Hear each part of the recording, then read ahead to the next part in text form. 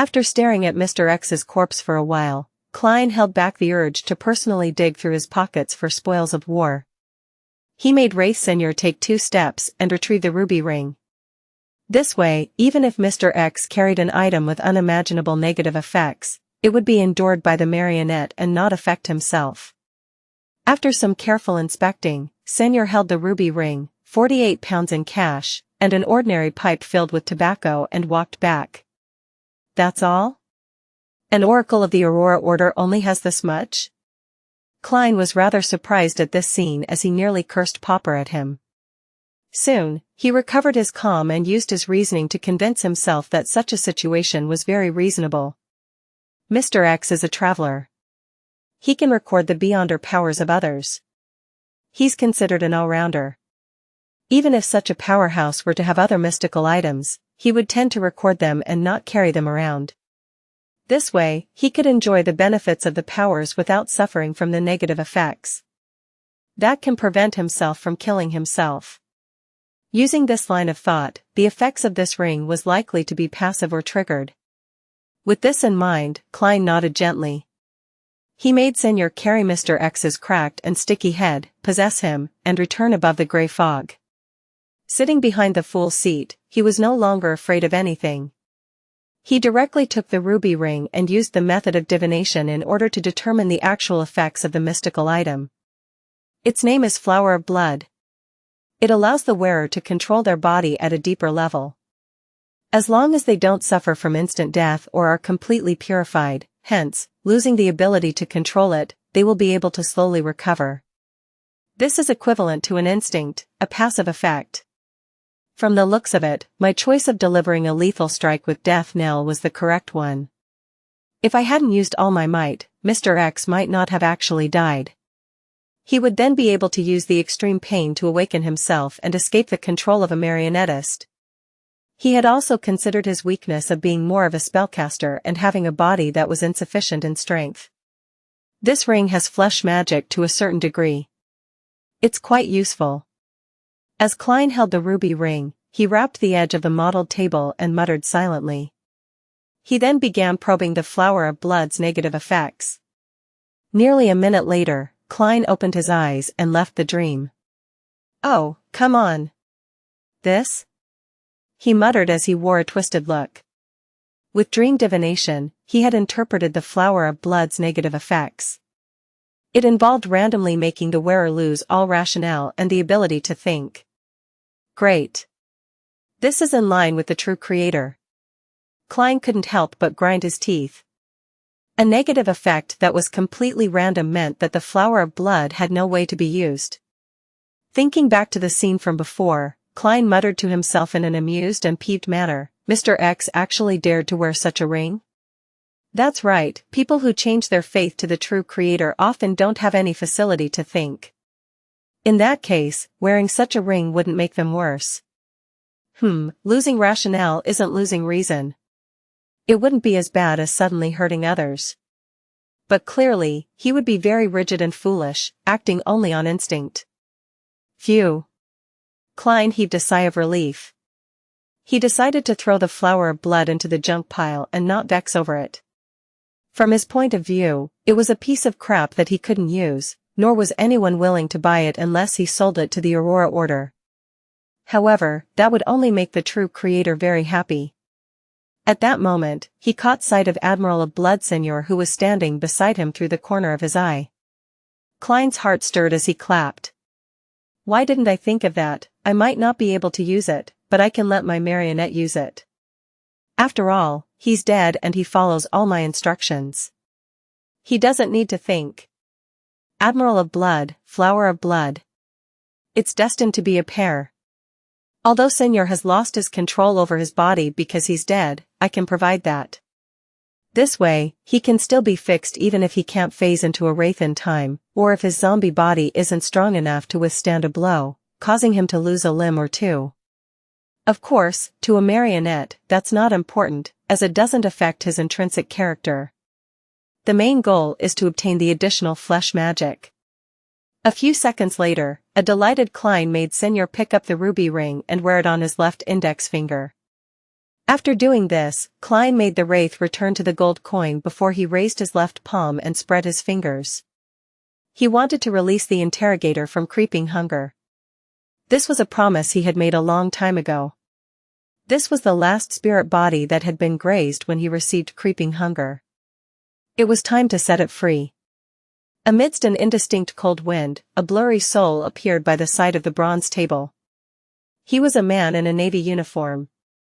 He was in his 30s and had the rank of commander. He had brown whiskers on his painful and dazed face. "What's your name? How did Kalangos kill you?"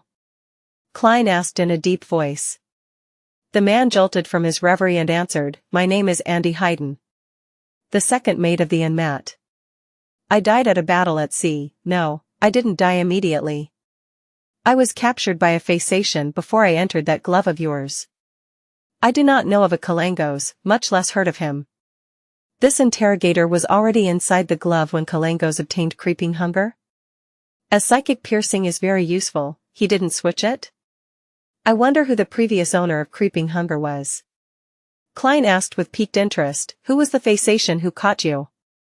What does he look like?" Andy Hayden thought seriously and said, "I don't know his name. I only remember his epaulet was that of a captain. I remember that he had a big, impressionable nose. I remember his eyes were blue, and his hair was close to blonde. He was almost 2 meters tall. Such people from Faceac are common, other than his identity as a captain." Klein considered for a moment and said, "Which year did you die?" Andy Hayden's figure slowly dissipated away, and finally, it said, 1338. "That's 12 years ago. Vice Admiral Hurricane Kalangos got famous less than 10 years ago. That captain might already be an admiral." Klein gently nodded and discovered that he had failed to ask if Andy Hayden had any last wishes. "Forget it, setting him free is already a good deed."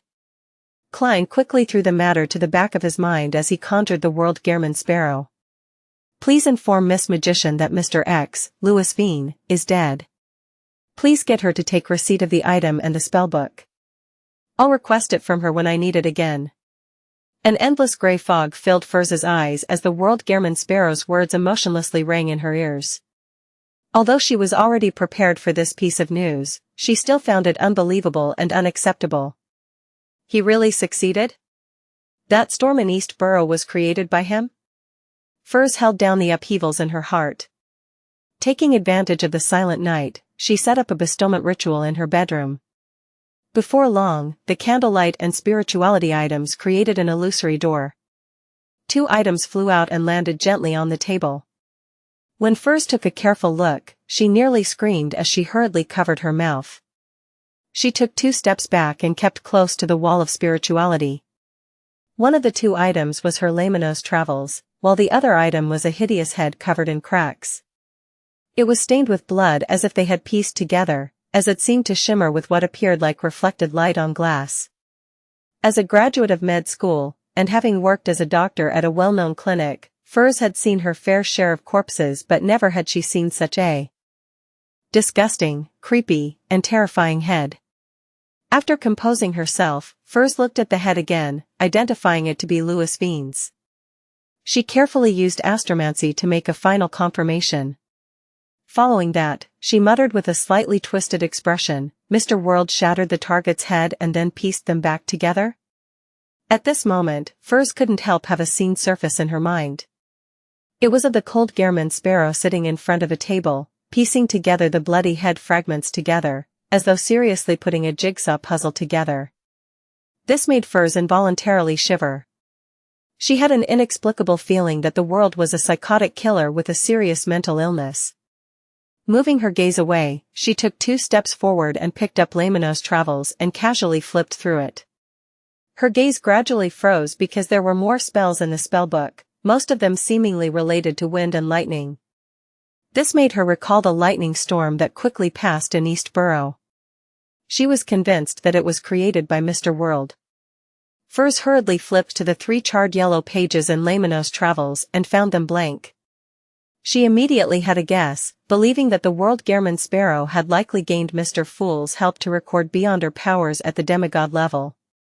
I just realized that if I have enough money and resources, I can hire the tarot club members to help me record different Beyonder powers.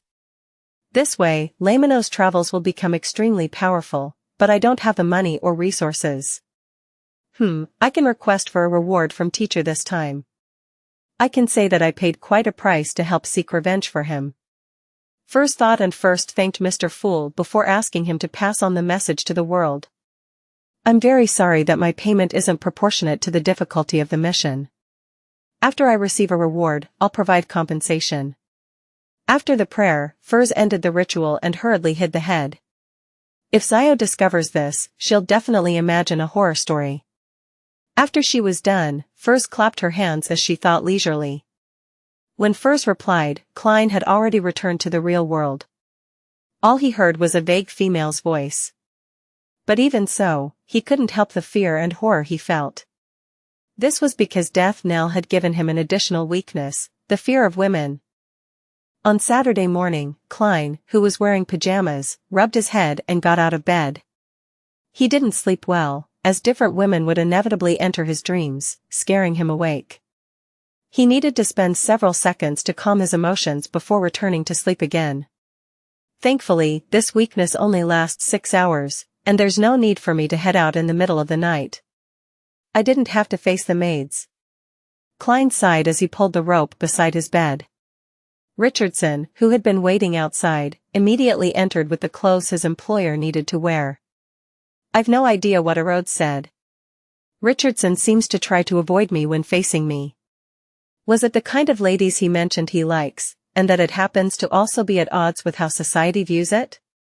Klein happened to only hear the magic mirror mention the kind of women that butler Walter liked when he rushed back. He wasn't sure what had happened prior to that. He didn't use dream divination to obtain the corresponding information, as he didn't feel that it was necessary. After all, with Richardson's personality, he wouldn't have the courage to take action no matter who he liked. It wouldn't have had any additional effects. After changing into his clothes, Klein headed to the second story and walked to the dining room. Walter was wearing white gloves as usual, waiting by the entrance. Upon seeing Dwayne Dante's approach, he took a step forward and bowed politely. Good morning, sir. You have 2 lessons today. In the evening, you will be participating in the banquet at Mr. Portland Moment's place. Portland Moment lived at 100 Backlund Street. He was a full-time professor at Backlund University's Department of Engineering, a fellow at the Lone Kingdom Imperial Science Institute. As he had discovered a few metal alloys, he had received the Light of Machinery Award, and he was just second to people like Tirani von Helmesuen in the world of academics. Furthermore, the few metal alloys were widely used in ship and steam engine construction. Just the licensing patent was enough to make him a tycoon with a wealth of hundreds of thousands of pounds. Upon hearing Walter, Klein casually glanced at him, realizing that he had some dark eye circles. His eye bags were a little puffy, making him look different from usual. It was as though he hadn't slept well the entire night. If not for a faceless powers, Dwayne Dante's would probably look the same. Klein retracted his gaze in pity and didn't speak further. As he nodded gently in response to Walter's greetings, he entered the dining hall. To be honest, Klein was rather impressed with him. He was able to hold back his fantasies and stop himself from approaching her to seek out pleasure, despite frequently meeting a demoness. All he did was have wet dreams that included the target when alone at night. One had to know that a demoness, especially one who was in the midst of or having passed the pleasure sequence, had a charm that far exceeded a Beyonder's effects towards males. Every action was filled with a charm that made any men who came close to them feel intoxicated and lost. It was like consuming opioids and gradually developing into something more serious, to the point of not being able to extricate oneself from the pleasure given by a demoness. Perhaps only gay men could effectively resist such charms. Of course, Klein suspected that gay men were not immune to it either. This was because one's mind and hormones would be affected, creating changes that originally didn't exist. Furthermore, a large number of demonesses were men to begin with. This lowered one's psychological resistance. And precisely because of this, even though he was a Sequence 5 Beyonder, Klein had to constantly maintain a high-strung state when facing demonesses like Trissy and Trissy. He was afraid that any mishap might cause him to be charmed. Even he wasn't immune to such effects, much less an ordinary person like Butler Walter. This wasn't something that willpower alone could resist. Although perhaps being a result of Prince Edisac's death or her own advancement, Trissy was clearly able to rein in her charms. Walter is only an ordinary person. Even if he is one, he's at best a sequence 9 or 8. For him to maintain his present state implies how strong his self-restraint is. He's very loyal to Prince Edisac, and he loves his wife and daughter. As Klein sighed, he sat down. Breakfast today was his favorite desi pie. The oil that effused out of it made him salivate. The sea late at night was nearly black as it was faintly dyed with a sliver of crimson red. It was calmer and quieter than in the day. The Blue Avenger was ebbing up and down in the waves like a ghost as it cruised towards the crimson moon. Alger Wilson stood at the bow, looking far away at the waves. On the surface, he appeared staid as usual, but deep down, he could hardly hold back his agitation. Ahead of him was the abyss maelstrom north of Sonia Island. As it was a dangerous vortex that was famous for appearing without any signs, no ship was willing to enter these dangerous waters. After delivering the report and leaving Pasu Island, Alger commandeered the Blue Avenger all the way north where they circled around Sonia Island and headed for this area. Midway, they had docked at a harbor for resupplies without wasting any more time. As for whether he would be suspected for heading north, Alger wasn't worried. This was because the Church of Storms was happy to have its captains head north of the Sonia Sea and the Fog Sea in order to obtain intel on the Fasak Empire, Intis Kingdom, Church of the Eternal Blazing Sun, and the Church of the God of Combat. Looking back at his ship, Alger walked deckside, took out a charm made of tin, held it in his palm, and chanted the incantation, Storm. A blue flame soared and devoured the charm. Alger suddenly sensed a baffling affinity with all the fish in the ocean beneath him. At that instant, both parties were able to communicate at the psyche level. The tin charm was one of the items he had obtained from his resupply at Pasu Island, allowing him to have an affinity with undersea creatures, providing a crude level of psychic communication with him. Amidst his thoughts, Alger didn't think of obtaining any intel. All he did was wait for the Blue Avenger to approach the Alger maelstrom and make a second attempt. Seconds turned into minutes as Alger, who had failed nearly 100 times, finally learned from a spindle-like fish about where Obninsks often appeared. If I didn't know that the target is near the Abyss Maelstrom, I would have long given up. It's really difficult to grasp any reliable information through a brute force search. Alger concluded as he touched his pocket. He had already used up most of his affinity charms, with only 5 left. I'll have to get another batch of them when I return. Others must not discover that I've expended all these. I heard the Rorstad Archipelago's resistance has plenty. Heh. As Alger was pondering, he changed the direction of the Blue Avenger for the spot he had just learned about. About an hour passed as the Blue Avenger stopped. Alger casually took out a sealed metal bottle.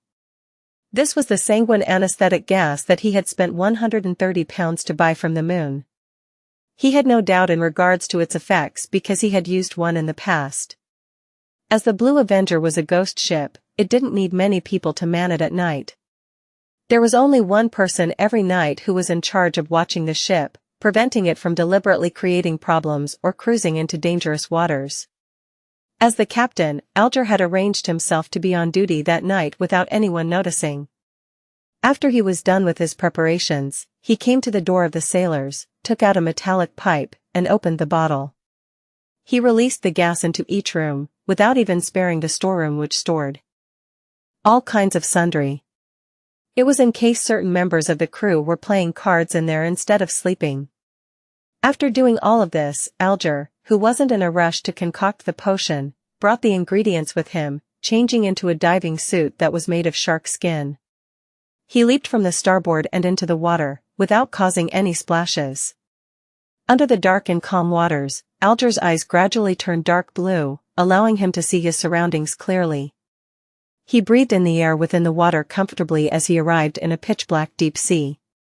Then, he used the affinity charm once again to communicate with the surrounding fish that were of different shapes and sizes. With the advice from the kind fish, Alger identified his bearings and swam as he asked, finally arriving at what seemed like an underwater volcano. The fish actually didn't know that an Obninsk stayed here. They only knew that their own kind and a number of top deep-sea hunters often disappeared in the vicinity. With his beyonder powers, Alger looked far ahead and saw the huge, black cave in the undersea volcano. Tentacles that were thicker than pythons found in a southern continent primitive forest gently flailed outwards. The huge suckers and patterned skin, as well as the cave that was several times the size of the Blue Avenger, left Alger apprehensive as he didn't dare approach. An Obninsk is at least a powerful sequence 5. Furthermore, it has a terrifying body. I can confirm that it's my target. Alger carefully swam over and stopped at a distance from the threat. After careful identification, he used the affinity charm once again. Following that, he allowed his spirituality to pass through the water and reach into the cave in an attempt to communicate with the powerful psyche force that was huddled inside. The massive psyche slowly relaxed as countless thoughts were released. It was taken aback for a moment before its psyche suddenly erupted like a volcano. Roar! Amidst a terrifying sound, the cave produced a ludicrous vortex that sucked the surrounding water, trash, as well as Alger towards it. It's filled with animosity. Alger's pupils constricted as his body turned slippery as he was driven by a formless wind backward in an attempt to escape. He used several beyonder powers before escaping the influence of the vortex. He didn't dare stay near the undersea volcano, and he quickly surfaced before opening up a gap. Almost a minute later, Alger, who had escaped the dangerous area, spat out bubbles as he heaved a sigh of relief. That Obninsk can actually resist the influence of charms that increase an affinity with sea creatures. Does it hate items with the Lord's aura? After some thought, Alger, who didn't wish to waste this opportunity, steeled his resolve since he had already come this far. He began using Elvish to pray amidst the seawater. The fool that doesn't belong to this era. When he heard the illusory pleas, Klein was attending a banquet at Portland Moments Place due to the time difference. The banquet began from 7:30, and it continued all the way to 9:30, and even 10. This was because the appetizers, soup, side dishes, main dishes, staple food, vegetables, fruits, and desserts had numbered a total of 10 to 20 dishes. The footmen would serve the dishes one after the other, removing and changing dishes in unison to prevent the dining table from turning chaotic, and also providing an interval between the dishes in order to allow the guests to chat. Gentlemen would take the initiative to talk to the ladies to their right. In short, it's rather troublesome and exhausting. I even have to take note of which dish matches with which alcohol. However, it's quite tasty. Taking the opportunity when the roasted lamb was being switched out, he said to Ma'am Willis to his right, "My apologies. I'll need to use the washroom." He got up, pressing his right hand to his chest and bending over slightly as a gesture. Then, he left the dining hall and headed for one of the washrooms on the second story. Upon entering, he locked the door and immediately took 4 steps counterclockwise to head above the grey fog. Mr. Hanged Man's prayer. He wishes for me to help him in gaining the goodwill of an Obninsk, and he's willing to find 15 pages of Roselle's diary, or help me do something of equal value. His progress isn't slow. Klein sat at the fool's seat as he emanated his spirituality and touched the constantly burgeoning and contracting crimson star. After pondering for a few seconds, he said, "Investigate all Faceac captains who participated in the Konotop Sea battle in 1338. As a historian, Klein immediately knew which sea battle it was when he learned that the interrogator had died at the hands of a Phasacian in 1338. In 1338, the relationship between Lone and Faceac was tense with occasional conflicts. However, there was only one battle that resulted in the death of someone that was at the level of a commander. It was a sea battle that happened in East Balam's Konotop. And on a Phasacian fleet, there were definitely not many captains. In the deep, dark waters, Alger Wilson saw the endless grayish-white fog and heard Mr. Fool's answer. Investigate all the captains from the Faceac Empire that were involved in the Konotop Sea battle in 1338. Why would Mr. Fool pay attention to such a trivial figure? Is there some immense secret hidden in this matter? Alger's heart stirred. Without any hesitation, he directly agreed. Your wish is my wish. Such a mission was difficult and very complicated for him, but it wasn't dangerous. It was something that the present him could accept. After the response, Alger heard Mr. Fool's deep voice once again. You can return to the target's vicinity. That's it? As expected of Mr. Fool. After he obtained the authority, he is more like a sea god than Calvetua. His might isn't limited to the Rorstad archipelago. Alger was delighted as he thanked the fool solemnly. Then, bending his back and kicking his legs, he turned to head down, diving into the depths once more. In just minutes, he returned beside the undersea volcano and saw a turbulent flow in the gigantic dark cave as the tentacles were flailing and had yet to calm down. Although Alger trusted Mr. Fool in being sufficiently powerful and terrifying, an awakening ancient god, he instinctively became cautious when he saw that scene. He carefully inched forward. He suspected that the Obninsk's flailing of its countless tentacles was a sign of welcoming him. And at this moment, above the grey fog, the sea god scepter-wielding Klein frowned slightly. It refuses to communicate with sea god, and it even hates the feeling, making it unwilling to show its goodwill. He muttered under his breath, exasperated. His influence on the surrounding waters through the prey had failed. For some unknown reason, the Obninsk strongly resisted Beyonder powers that promoted an affinity with sea creatures. Through the prayer scene, he could see the thick tentacles thrashing about, and he vaguely sensed that the target was infuriated. It was trying to rip apart all living beings that dared approach it. Mr. Hanged Man has gone over. He's going over. The corners of Klein's mouth twitched as he decided to switch his approach. He raised the sea god scepter a little higher, allowing the blue gems at the tip light up one after another, emitting a bright, blinding light. Right on the heels of that, he directed the violent aura of lightning storm over, casting it on the Obninsk. The thick tentacles that thrashed about at the bottom of the sea suddenly froze before falling down. They clung close to the seabed as countless green points of lights appeared in the dark cave. Amidst a jarring rumbling sound, a terrifying monster that could devour a sailboat crawled out. Its patterned black body was massive and distorted. It had a total of 3 heads, and each head had more than a dozen eyes. All of them were emitting a green light. The monster then prostrated, appearing as obedient as a trained hound. Indeed, tricks are needed in communication. Klein nodded in satisfaction and once again used the Beyonder affinity powers to make the Obninsk open the mouths of its 3 heads via a psychic connection. This made Alger instantly see 3 dark caves, each of them large enough to provide a sailboat passage inside. Praise be to Mr. Fool. Alger looked at the magnificent scene before him as he couldn't help but mutter inwardly. He didn't waste any time, and he chose the middle head by quickly swimming towards it. A spiraled and warped passage quickly appeared in Alger's vision as the walls were made of flesh. The width was comparable to the bow of the Blue Avenger. Whoosh! Water flowed into the passage, heading right for the deep depths. Alger took the opportunity to let his body go with the flow.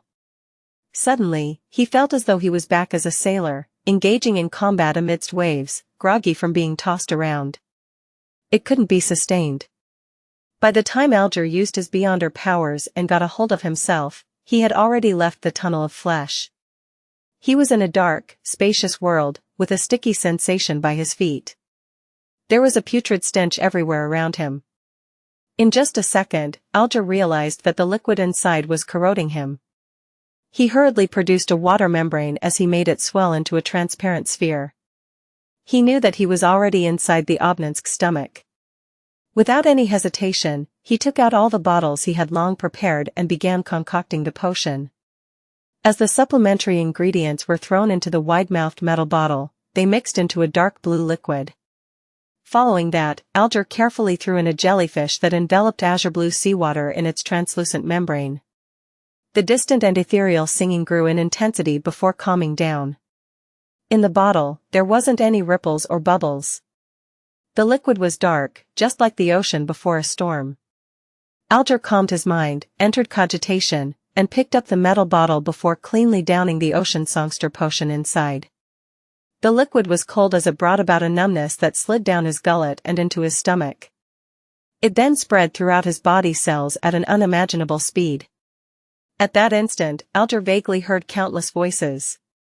They came from all life at sea, but the Obninsk's body blocked most of it, leaving a relatively screened-out version. Plop. Plop. Plop.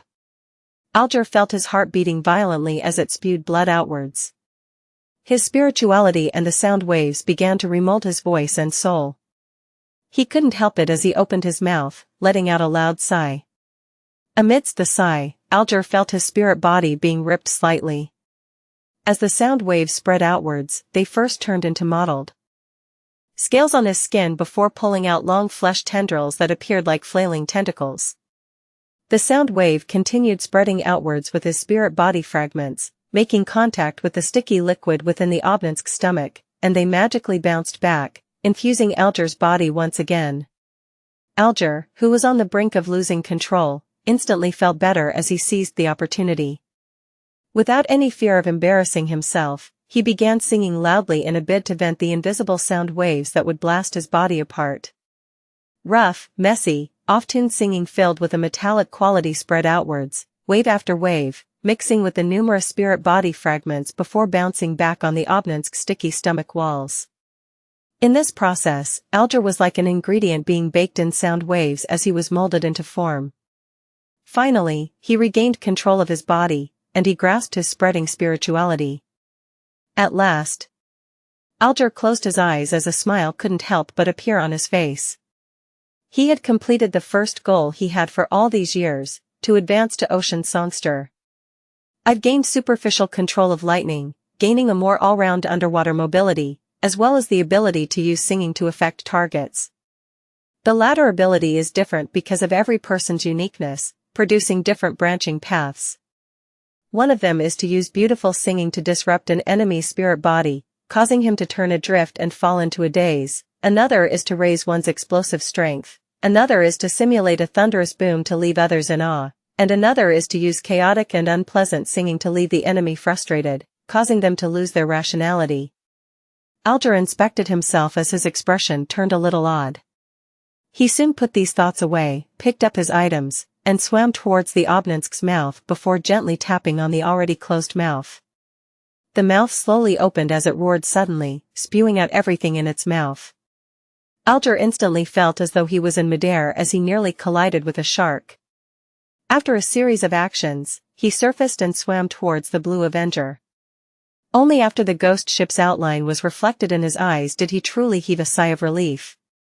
Alger was only worried that something out of the ordinary would happen to the Blue Avenger while he was advancing. Although an hour or two wasn't a huge problem, there were always all kinds of surprises in this world. After receiving Mr. Hanged Man's gratitude again, Klein returned to the real world, washed, and dried his hands before leaving the washroom and walking towards the dining hall.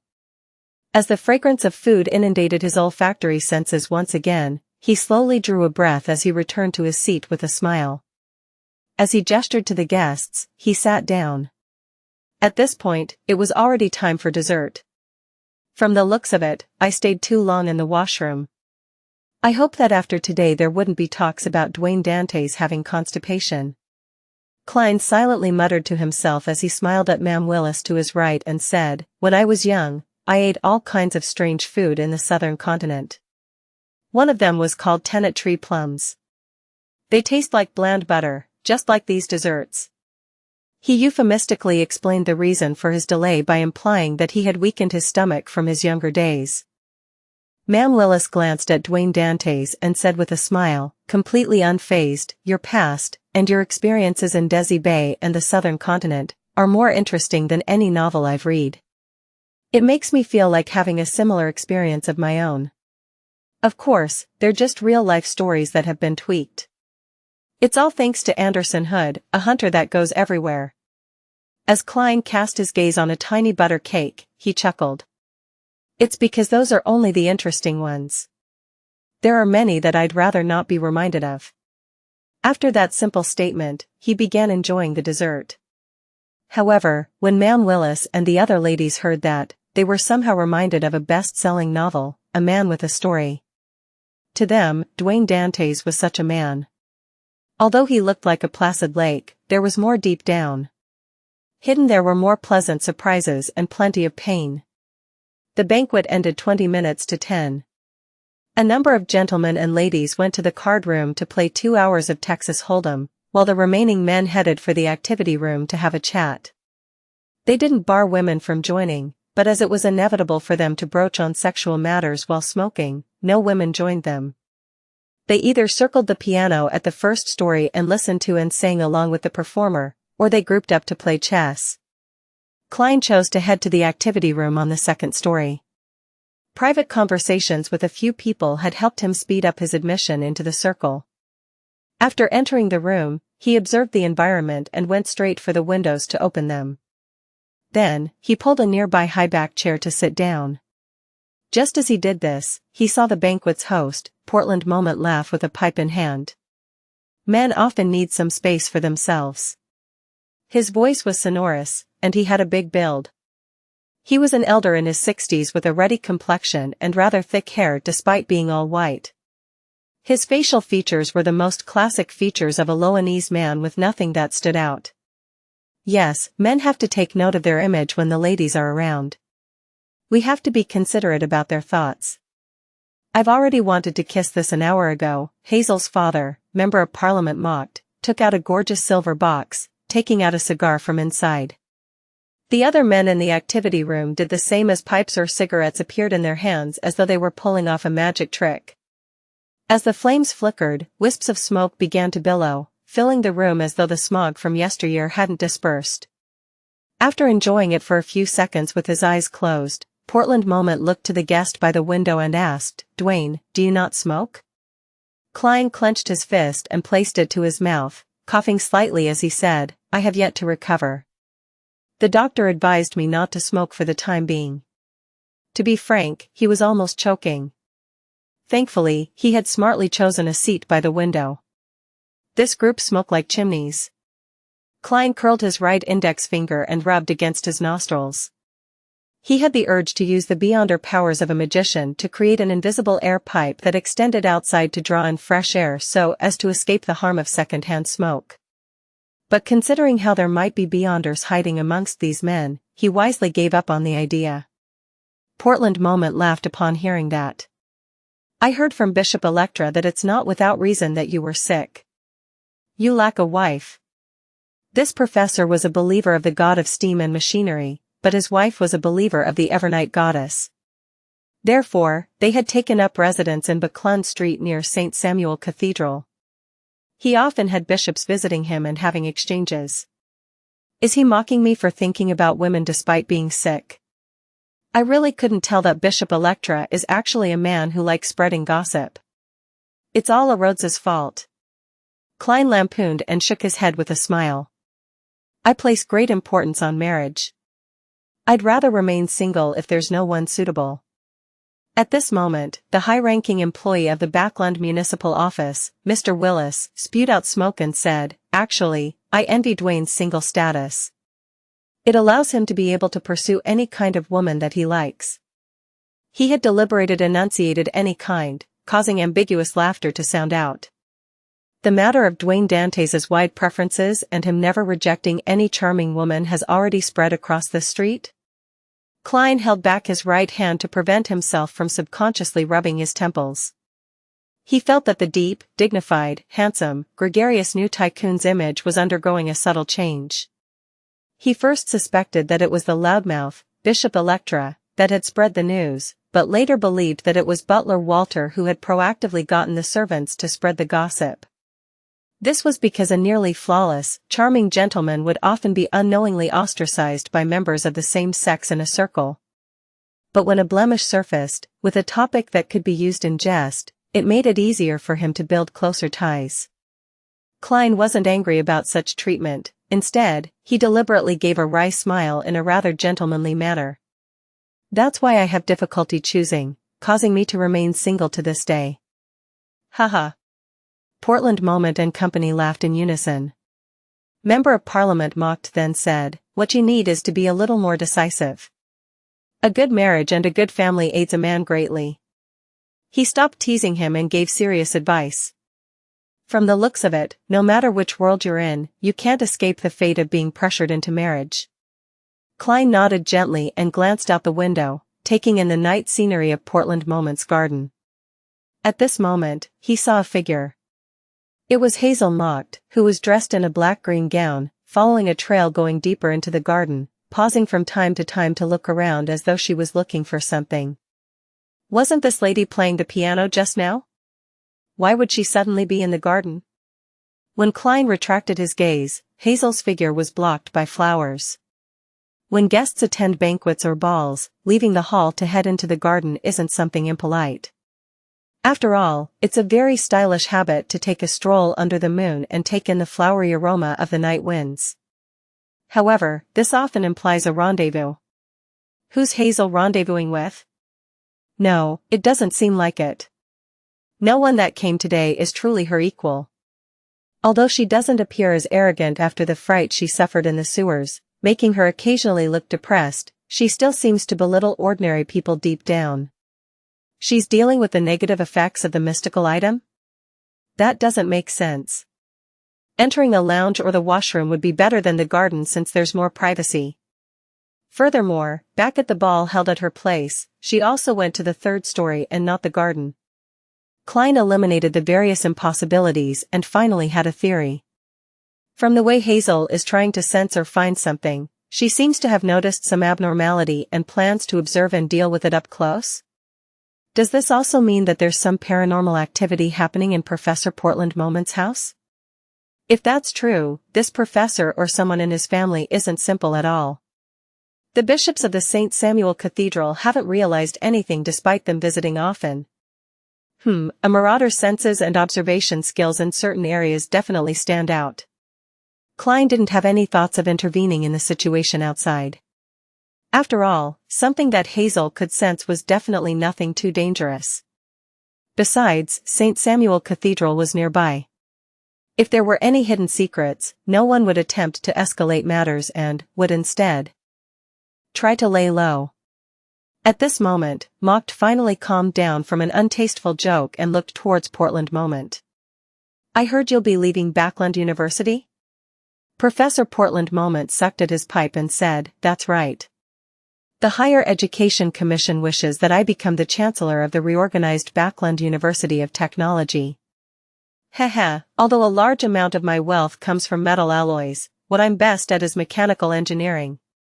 They promised to build me a better laboratory there, and also provide me with more funding. At my age, having more autonomy and helpers is more important. Mr. Willis echoed with a smile, and Backland University will have a full-time professor spot empty up. Those senior associate professors that have been waiting for decades can finally have a chance. In Loan's tertiary education system, full-time professors weren't just a title, but also a post. It was equivalent to a dean, so there was only one. Backland University of Technology. Klein smiled as he listened, keeping silent on matters he didn't know much about. In the garden, Hazel arrived in a dark and secluded corner. She had discovered that ants and other insects on the ground were gathering in an abnormal manner, and her spiritual perception felt that something was hidden here. This was innate to her sequence, and it had never failed in the past. Without any additional help, she could directly choose the precious items hidden among several sealed boxes. Of course, she wasn't able to distinguish what it was exactly. All she knew was that compared to the rest, what her spiritual perception told her was something definitely more valuable. Just like Mr. Dwayne Dantes. He definitely has extremely precious items on him. Hazel curled the corners of her lips as she cast her gaze at the soil, which looked a little loose. She sensed that copious amounts of spirituality were gathered underneath, thus attracting insects and souls. It's not a human body.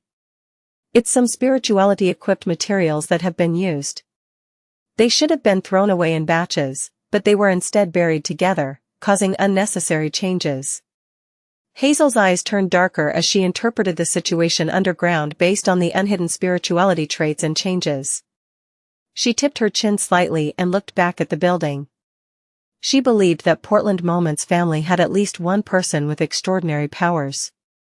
And if this problem in the garden wasn't resolved, the nearby houses would have paranormal activity in the coming days. Hazel retracted her gaze, extended her left hand, and aimed it at the soil. With a gentle grip, she slowly twisted her wrist. The gathered spirituality vanished as though it had been stolen by someone. 100 Buckland Street, in a corner of the garden in Portland Moment's residence. The many ants and worms that were gathering there slowly dispersed as the cold, creepy sensation faded. That person with extraordinary powers likely doesn't have any experience. With her goal achieved, Hazel nodded indiscernibly before turning around briskly and strolling through the garden. She wasn't in a rush to return as she enjoyed the crimson moonlight, the cold air, and the faint flowery scent. After a long while, Hazel stopped her stroll and left the garden, entering the hall on the first story. At this moment, apart from the guests still playing Texas Hold'em, many ladies and gentlemen had bid farewell. Moments after Hazel found her mother, Mariana, she saw her father, Member of Parliament Mocked, and a few other gentlemen walking down as they conversed with lively expressions. "Are you ready to head home? You have to visit a very important guest tomorrow morning." As Rihanna gestured for her daughter to come close, she walked towards her husband and greeted the others with a smile. Mocked nodded and said, "I would have loved to try another of Portland's cigars if not for that matter." Rihanna swept her gaze to Willis, Dwayne Dantes, and company, and she asked in passing, "Gentlemen, what are you talking about? It sounds interesting." Mocked turned his body to the side and said with a smile, "Dwayne said that he encountered ghosts when he was in the southern continent. He and his companions suddenly woke up in the middle of the night and found themselves unable to open their eyes. Their bodies were heavy, as though someone was pressing on them. They used a great deal of strength before escaping such a state and left their beds. However, they discovered their rooms were extremely cold. You might not know this, but East Balam's weather is hot most of the time." Then, Dwayne and his companions each held double-barreled hunting rifles and stood guard the entire night. They frantically left the town after the sun rose. After hearing that, Mariana looked at Dwayne Dantes with piqued interest. "Is that true? Do ghosts really exist?" Klein shook his head with a smile. "That I'm not sure of. Perhaps my companions and I had just experienced a harrowing adventure and our bodies and minds weren't in the best of conditions. This might have resulted in all kinds of problems." The stories he told were sourced from one of Anderson's experiences. Back when the strongest hunter of the Fog Sea was exploring a temple in the primitive forest, he chanced upon a specter, creating a large-scale breakout overnight. "Ghosts?" Hazel turned her head to look towards the garden as the corners of her mouth curved up slightly before she held back. She didn't say a word as she quietly listened to her parents bidding the rest of them farewell before returning home together. Late at night, Hazel, who had changed into a sleeping gown, walked to the balcony and stood behind a gap in the curtains. She looked towards the sewer manhole on Buckland Street. As she looked at it, her face gradually turned pale as though she had recalled an experience filled with pain and horror. She forced herself to retract her gaze, took 2 deep breaths, and turned around to walk to her bedside. During this process, she bit gently on her lip and muttered silently, "That was likely a wraith. Definitely. I need items or charms in the sun domain." While Hazel was looking at the manhole, Klein was also doing the same. "It's been days. I wonder how well that demoness, Trissy, has recovered and whether she has left or not. Thankfully, after Hazel was given a scare by me, she hasn't dared to approach the manhole." Klein's gaze swept the iron-black street lamps as he nodded slightly. He opened the iron cigar case and made his wraith marionette appear within the full-body mirror. He had already decided to send Senor down the sewers to check the area to confirm Trissy's condition. He didn't want that demoness to cause any trouble. Furthermore, the sewers were just physically too close to his identity as Dwayne Dantes. Klein didn't wish for Trissy to be in the vicinity any longer, wishing that she could recover soon and take action. That would prompt her to leave Buckland Street. Having Admiral of Blood Senor appear every once in a while would fulfill the character setting I previously created. It doesn't live nearby, and because the sewers contains a secret, it often wanders around in search of it. As Klein was thinking, he made the marionette in the ancient triangular hat leap onto the street lamp's surface before passing through the manhole cover in a wraith form, quickly approaching the hidden fork where Trissy hid herself at. Before reaching the dead end, Senor, who had night vision, could see that the area was empty. She's already recovered and left? Klein thought as he made the marionette continue forward, stopping at the spot where Trissy was previously sitting. He discovered that the place was tidied up. Not only was the ground not muddy and moist, even the moss on the walls and corner had vanished. There isn't any leftover food either. That fellow became a germaphobe after becoming a woman? No, perhaps he was like that to begin with. With Senor's vision, Klein surveyed the area and determined that either Trissy hadn't left, or she hadn't left for more than a day, otherwise, it was impossible to maintain the cleanliness of the place. Just as this thought flashed through his mind, light footsteps sounded into the wraith's ear. Under his control, Senor retraced his steps and wasn't surprised to see Trissy in her black dress. This demoness had her luscious black hair cascading down, unlike peers her age who had different hairstyles. It was simple and neat. Matched with her pale face that had just recovered some of its ruddiness, Trissy looked like a dreamy flower that was silently blooming in the night. As expected of a demoness. Thankfully, there's a marionette in between us, otherwise, I would just end up staring at her. Haha, a dead person won't be enticed. No matter how charming a demoness is, there's no way they can make the deceased climb out of a tomb like a zombie. Klein lampooned as he looked at Trissy, who had a blank expression but was secretly wary, having released the invisible threads. Where did you go? Trissy pricked up her brows and said, would you like to relieve yourself where you sleep? I thought a demoness wouldn't need to use the washroom. Klein gave a self-deprecating comment and made Senor chuckle. Are you referring to pissing and shitting? He had deliberately made the marionette say such words, as it matched Admiral of Blood's persona of a boorish pirate. Trissy indiscernibly frowned and said, is there anything else? Senor didn't continue on the topic as he said, you look like you've almost recovered. Trissy smiled. Not bad. I'll be leaving tomorrow. She paused as she slightly narrowed her slender eyes.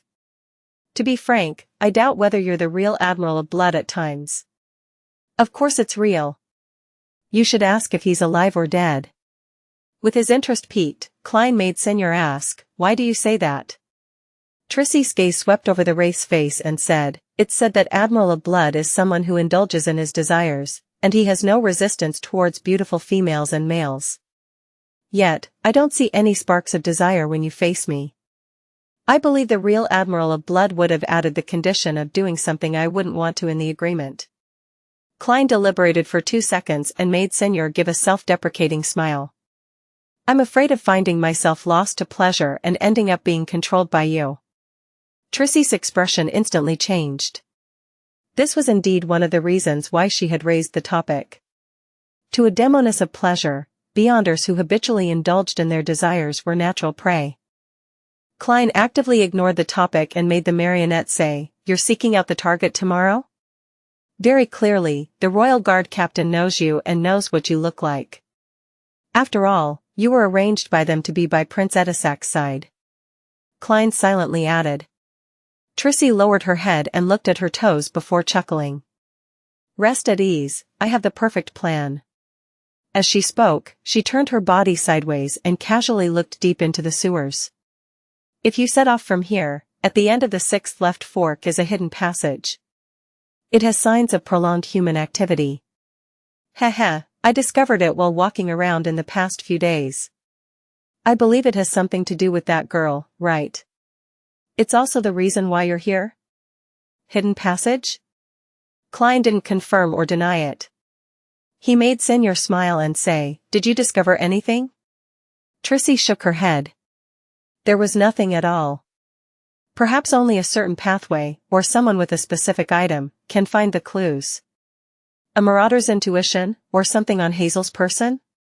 Klein didn't make Senor continue on the topic as he pressed his hand to his chest and bowed with a smile. Since you've recovered, I can be at ease. The moment he said that, he suddenly vanished. Trissy focused her eyes into a stare, but it was to no avail. Only when the invisible thread she had released was hit by a breeze did she retract her gaze, confirming that Admiral of Blood had really left.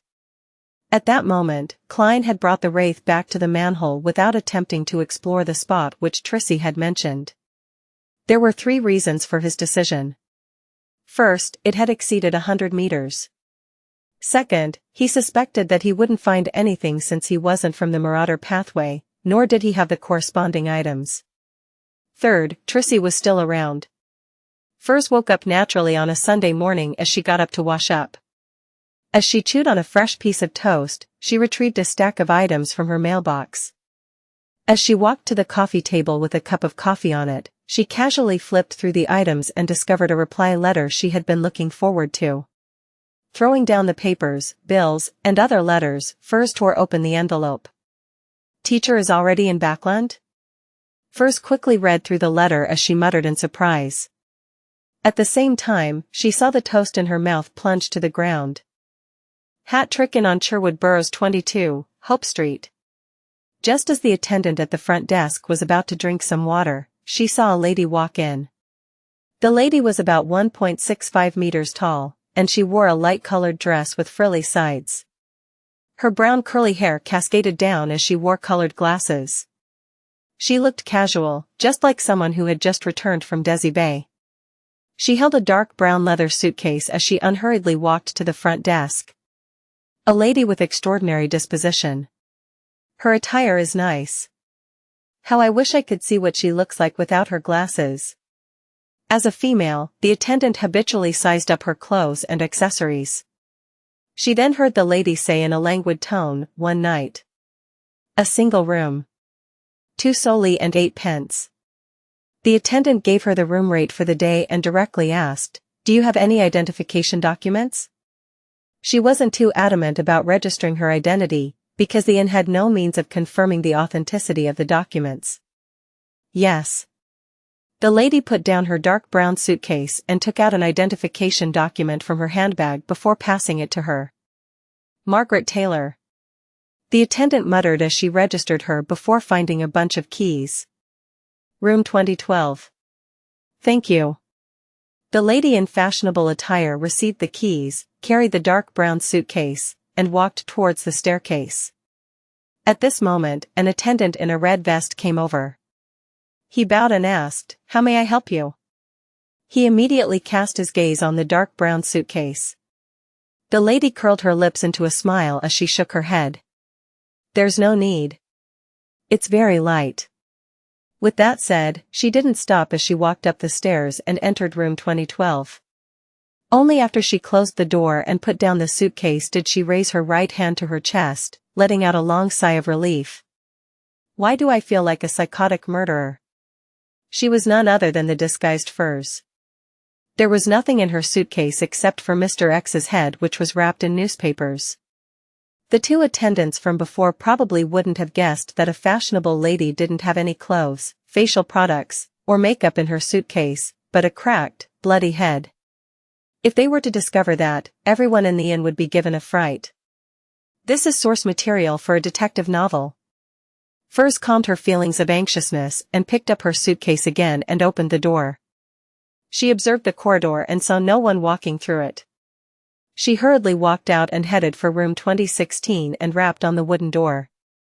Her teacher, Dorian Gray Abraham, was living in the same room he previously used.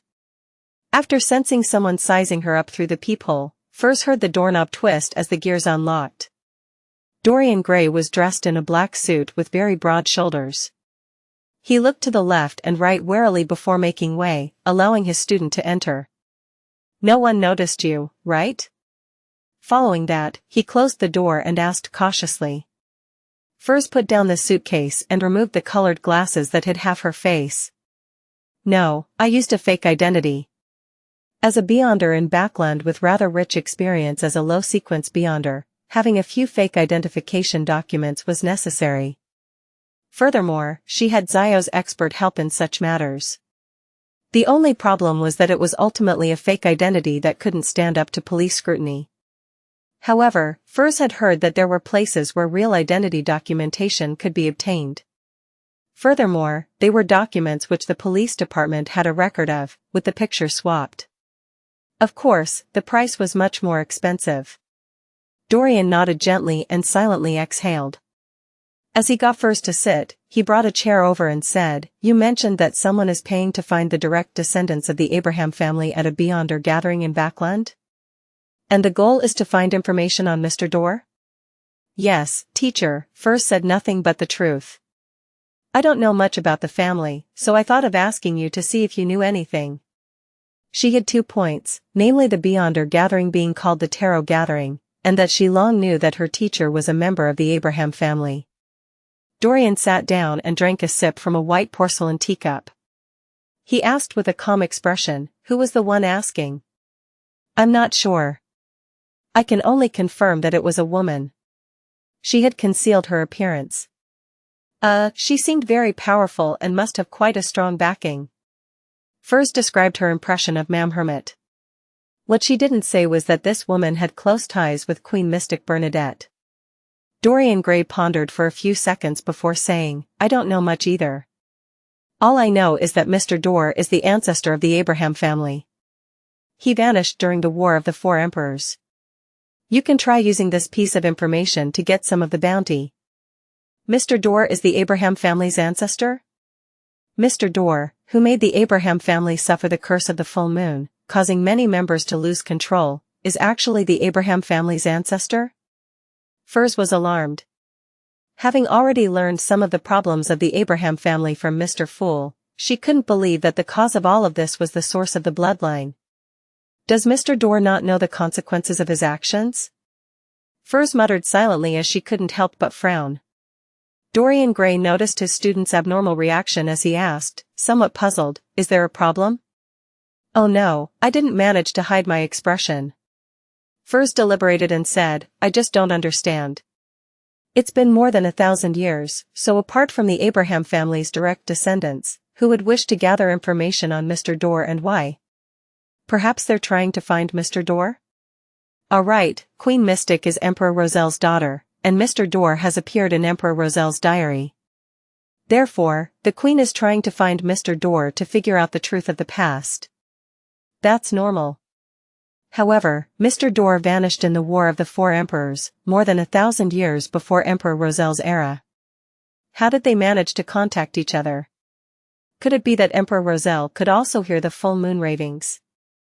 I remember Mr. Dor making a remark that Mr. Dor might be calling for help. If that's the case, it's really. As an author, Furs was momentarily at a loss for words to describe her feelings.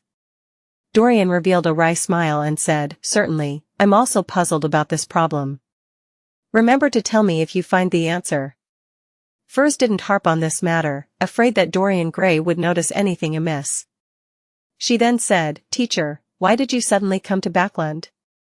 Dorian smiled and picked up a cigarette as he raised it to his nose to give it a whiff. Without lighting it, he said, "I happen to have some matters that need me to be in Backland.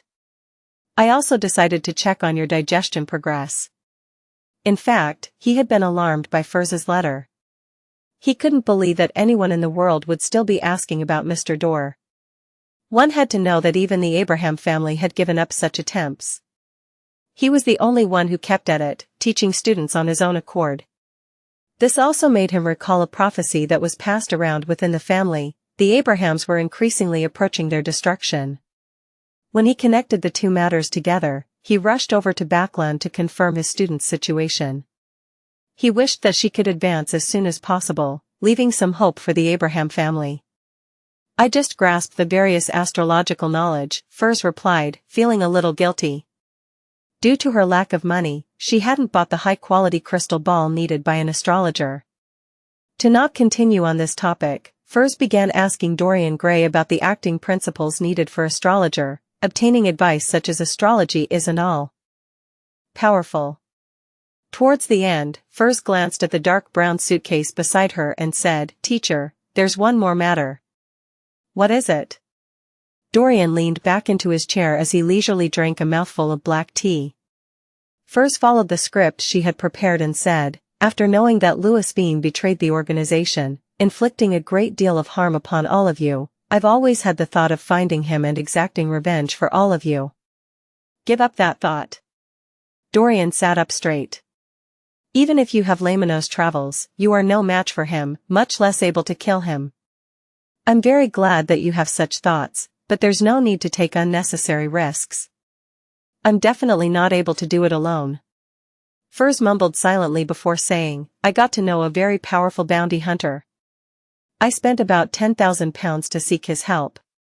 She wasn't able to estimate the cost of the job, so she had used the price that Miss Audrey paid when previously entrusting them to kill the Intis ambassador.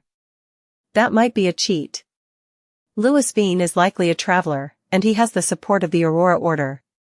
Dorian didn't hold any hopes of any bounty hunter being Louis Veen's match when he heard his student say, he has already succeeded. Cough. Cough.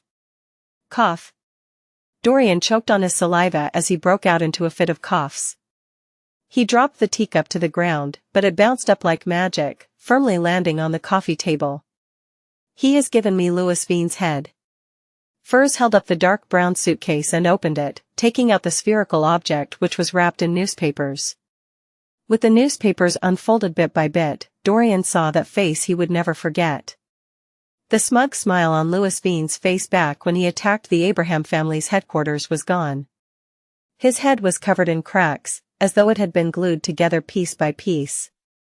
It was gruesome, filled with pain and despair. As an astrologer, Dorian Gray's spiritual intuition told him that it was undoubtedly Louis Veen's head. Good, very good. Dorian muttered in excitement before looking up at his student. Who was the bounty hunter? I can't imagine Backland having such a powerful bounty hunter. Furs hesitated for a moment before saying, Gehrman Sparrow. Gehrman Sparrow.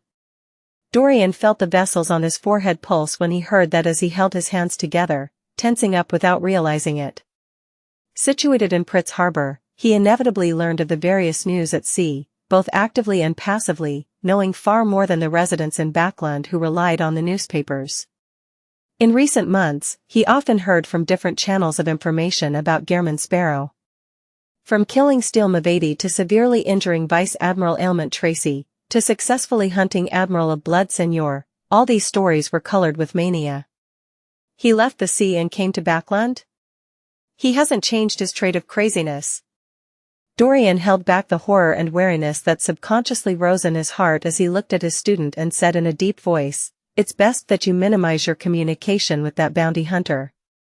He's bound to get into big trouble one day, and it wouldn't take long for that to happen. Teacher is indeed experienced and has great acumen.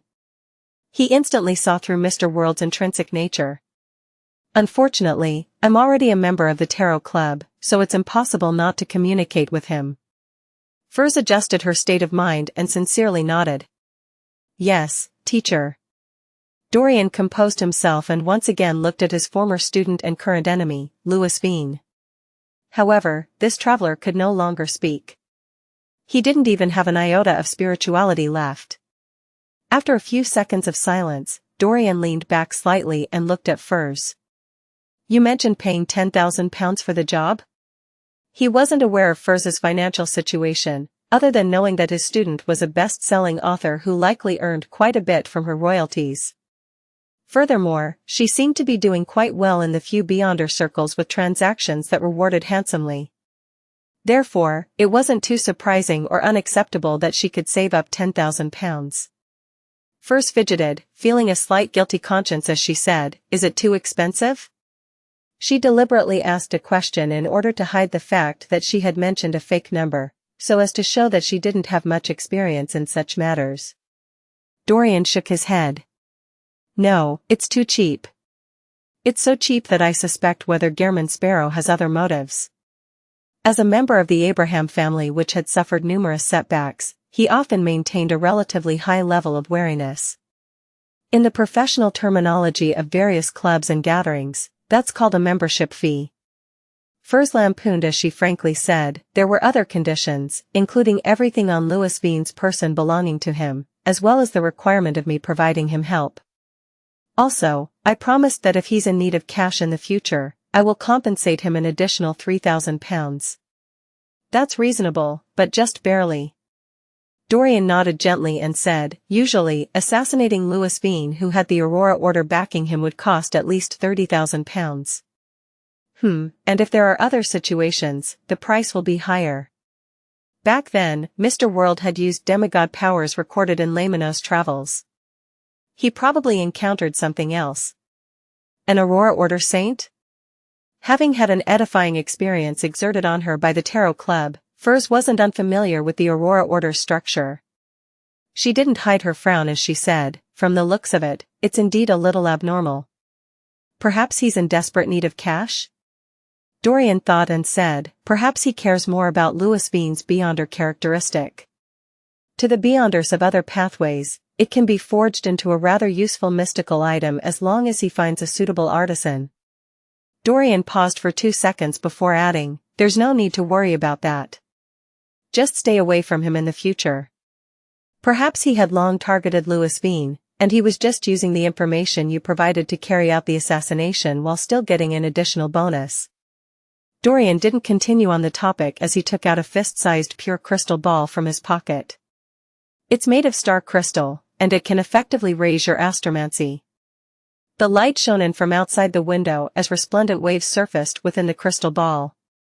Without waiting for Furs to reject, Dorian chuckled. Louis Veen is my enemy. The payment used to get rid of him should be paid by me. I don't have that much cash at the moment, and I can only use some items to deduct from the payment. No, there's no need. Furs shook her head, partially genuine, but partially in contradiction to her will. It was genuine because she only wanted to seek revenge for her teacher back when she thought of getting rid of Louis Veen without considering the possible rewards she could later receive. It was in contradiction to her will because she couldn't reject the reward. Dorian said with a stern expression, do you wish for me to be ashamed and uneasy? Don't worry. I still have quite a bit of wealth. Furs nodded in response. All right then. Dorian smiled once again. Also, I've brought you the scribe potion formula. You can gather the corresponding ingredients as you digest the astrologer potion. Heh, I'll prepare one of the main ingredients for you, the brain of an Asman. You'll have to rely on yourself for the rest. An Asman was said to be a monster that existed in ancient times. It looked like an unprotected human brain that could fill a room. Not only could it create terrifying illusions, but it could also make its attackers die from their own attacks. As he spoke, Dorian took out a yellowish-brown goatskin and passed it to Furs. Furs received it in gratitude and quickly scanned the list of main ingredients. 1 complete brain of an Asman, cursed artifact of an ancient wraith. I hope I can gather the remaining ingredients before I finish digesting the astrologer potion. Just as Furs rolled up the goatskin, she saw Dorian take out a pure golden box from his suitcase. After removing the wall of spirituality, Dorian opened the box as he said, without the gold enclosing it, the brain of an Asman will constantly affect you, causing you to hallucinate until you lose your mental facilities. Inside the squarish box was a blob of grayish-white, translucent, and wrinkled object. It was about 1/5 the size of Louis Veen's head. As expected of a family with a long history. Furs sincerely thanked him once again and received the golden box and skillfully closed it and used a wall of spirituality to seal it. Dorian didn't stop and instead gave an excuse for Furs to stay back. He set up a ritual and summoned the void creature Malmouth, who enjoyed music. He then took out 2 documents from the creature's spherical body. He had prepared the 3 items for Furs when he received the shocking news regarding Mr. Dor, therefore, he had it on him. These are 2 pieces of property in Backland.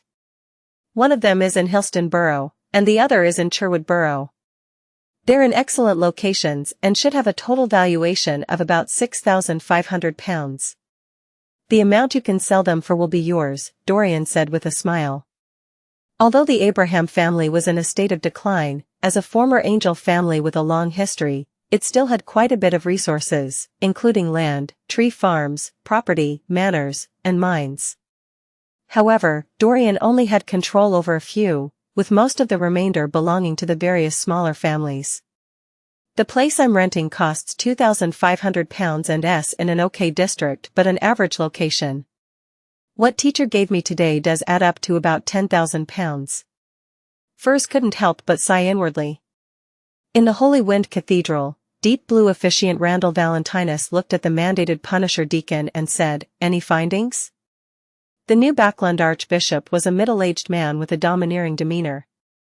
His dark blue hair was thick, and he had large earlobes. His eyes seemed to constantly hide lightning and storms within them. The mandated Punisher deacon standing before his desk was a thin middle-aged man wearing a modified captain's hat. His looks didn't stand out, but there was an anchor tattoo on his neck. The man answered reverently, "Your Eminence, we've already caught some of the members who participated in the gathering. However, they have no idea who the rest are, much less know of the person who assassinated Mr. X.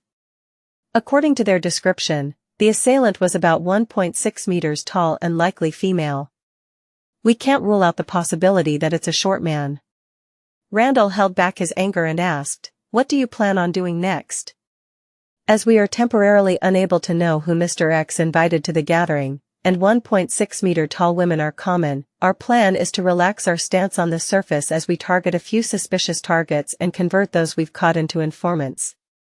Without us exerting any danger, those bunch of lunatics from the Aurora Order will definitely seek out the murderer themselves in order to avenge Mr. X. They'll likely do a carpet search, and this way, not only will we find the assassin, but we can also discover more clues to the Aurora Order," the thin middle-aged man explained in detail. Randall nodded in thought and said, "Roy, when taking action, remember to apply for a Grade 1 sealed artifact. The situation is clear that the Aurora Order has at least a saint in Backlund. And the assassin's strength is greater than the typical Sequence 5 Beyonder, and they similarly have a demigod backing them." "Yes, Your Eminence." Roy Wellesley struck the left side of his chest with his right fist. "Dwayne, you often exceed my expectations. It hasn't taken you long to finish studying the revelation of Evernight's Book of Wisdom." Inside St. Samuel Cathedral, Bishop Electra closed the Bible in his hands and smiled at the pious tycoon with gray sideburns and deep blue eyes. Klein laughed and replied, "This is expected of a believer. Next up is the study of the letters of the saints?" "Yes, which saint do you wish to begin with?" Electra asked. Klein looked to his sides and chuckled. "Let's do St. Samuel then." Electra wasn't surprised at that as he seriously introduced, St. Samuel was a Backlund archbishop during the fourth epoch of the Trunsoist Empire. He contributed greatly to the spreading of the goddess's faith and entered her divine kingdom before dying, becoming an angel. As he spoke, he flipped to the corresponding letters of the saints. At this moment, Klein's spiritual perception was triggered. He felt a deep sense of evil and diabolical will spread above him. Following that, a cold and quiet feeling extended from underground, leveling everything and restoring the cathedral to its former tranquility. Bishop Electra snapped out of his daze and said to Dwayne Dantes, who didn't seem to detect anything, "Sorry, I just recalled something." "It's fine," Klein replied with a warm smile. Although he didn't seem to notice anything, thoughts were flying through his mind. He began considering what the anomaly that happened during that instant meant. Previously, the keepers would head upstairs along the nearby staircase. It can be preliminary determined that they live there, coinciding with the area where the anomaly happened. The keepers aren't in the best of conditions, so the chances of them losing control are greater than ordinary Beyonders, causing them to suddenly release a sense of an evil and diabolical will? And this was suppressed and quelled by the core seal deep behind Cheney's gate? If that's the case, there are two possibilities. 1. The core seal behind Cheney's gate can sense all the anomalies in St. Samuel Cathedral, and then react instinctively. 2. During the keeper's watch over the years, they are constantly corroded by the core seal's powers. In a certain sense, they are a part of it, or they bear the weight of the corresponding traits. Once any abnormalities happen, their bodies will immediately intervene. If it's the former, that means that when I knock a keeper unconscious and replace him, it will easily be detected by the core seal behind Cheney's gate. It will produce an anomaly like before, causing my plan to fail right at the beginning. If it's the latter, I'll definitely be repelled when entering Cheney's Gate, even when disguised as a keeper. I need to figure out the problem before coming up with a direct countermeasure. It's really difficult to steal sealed artifacts from the various churches. It's no wonder almost no one is willing to do so.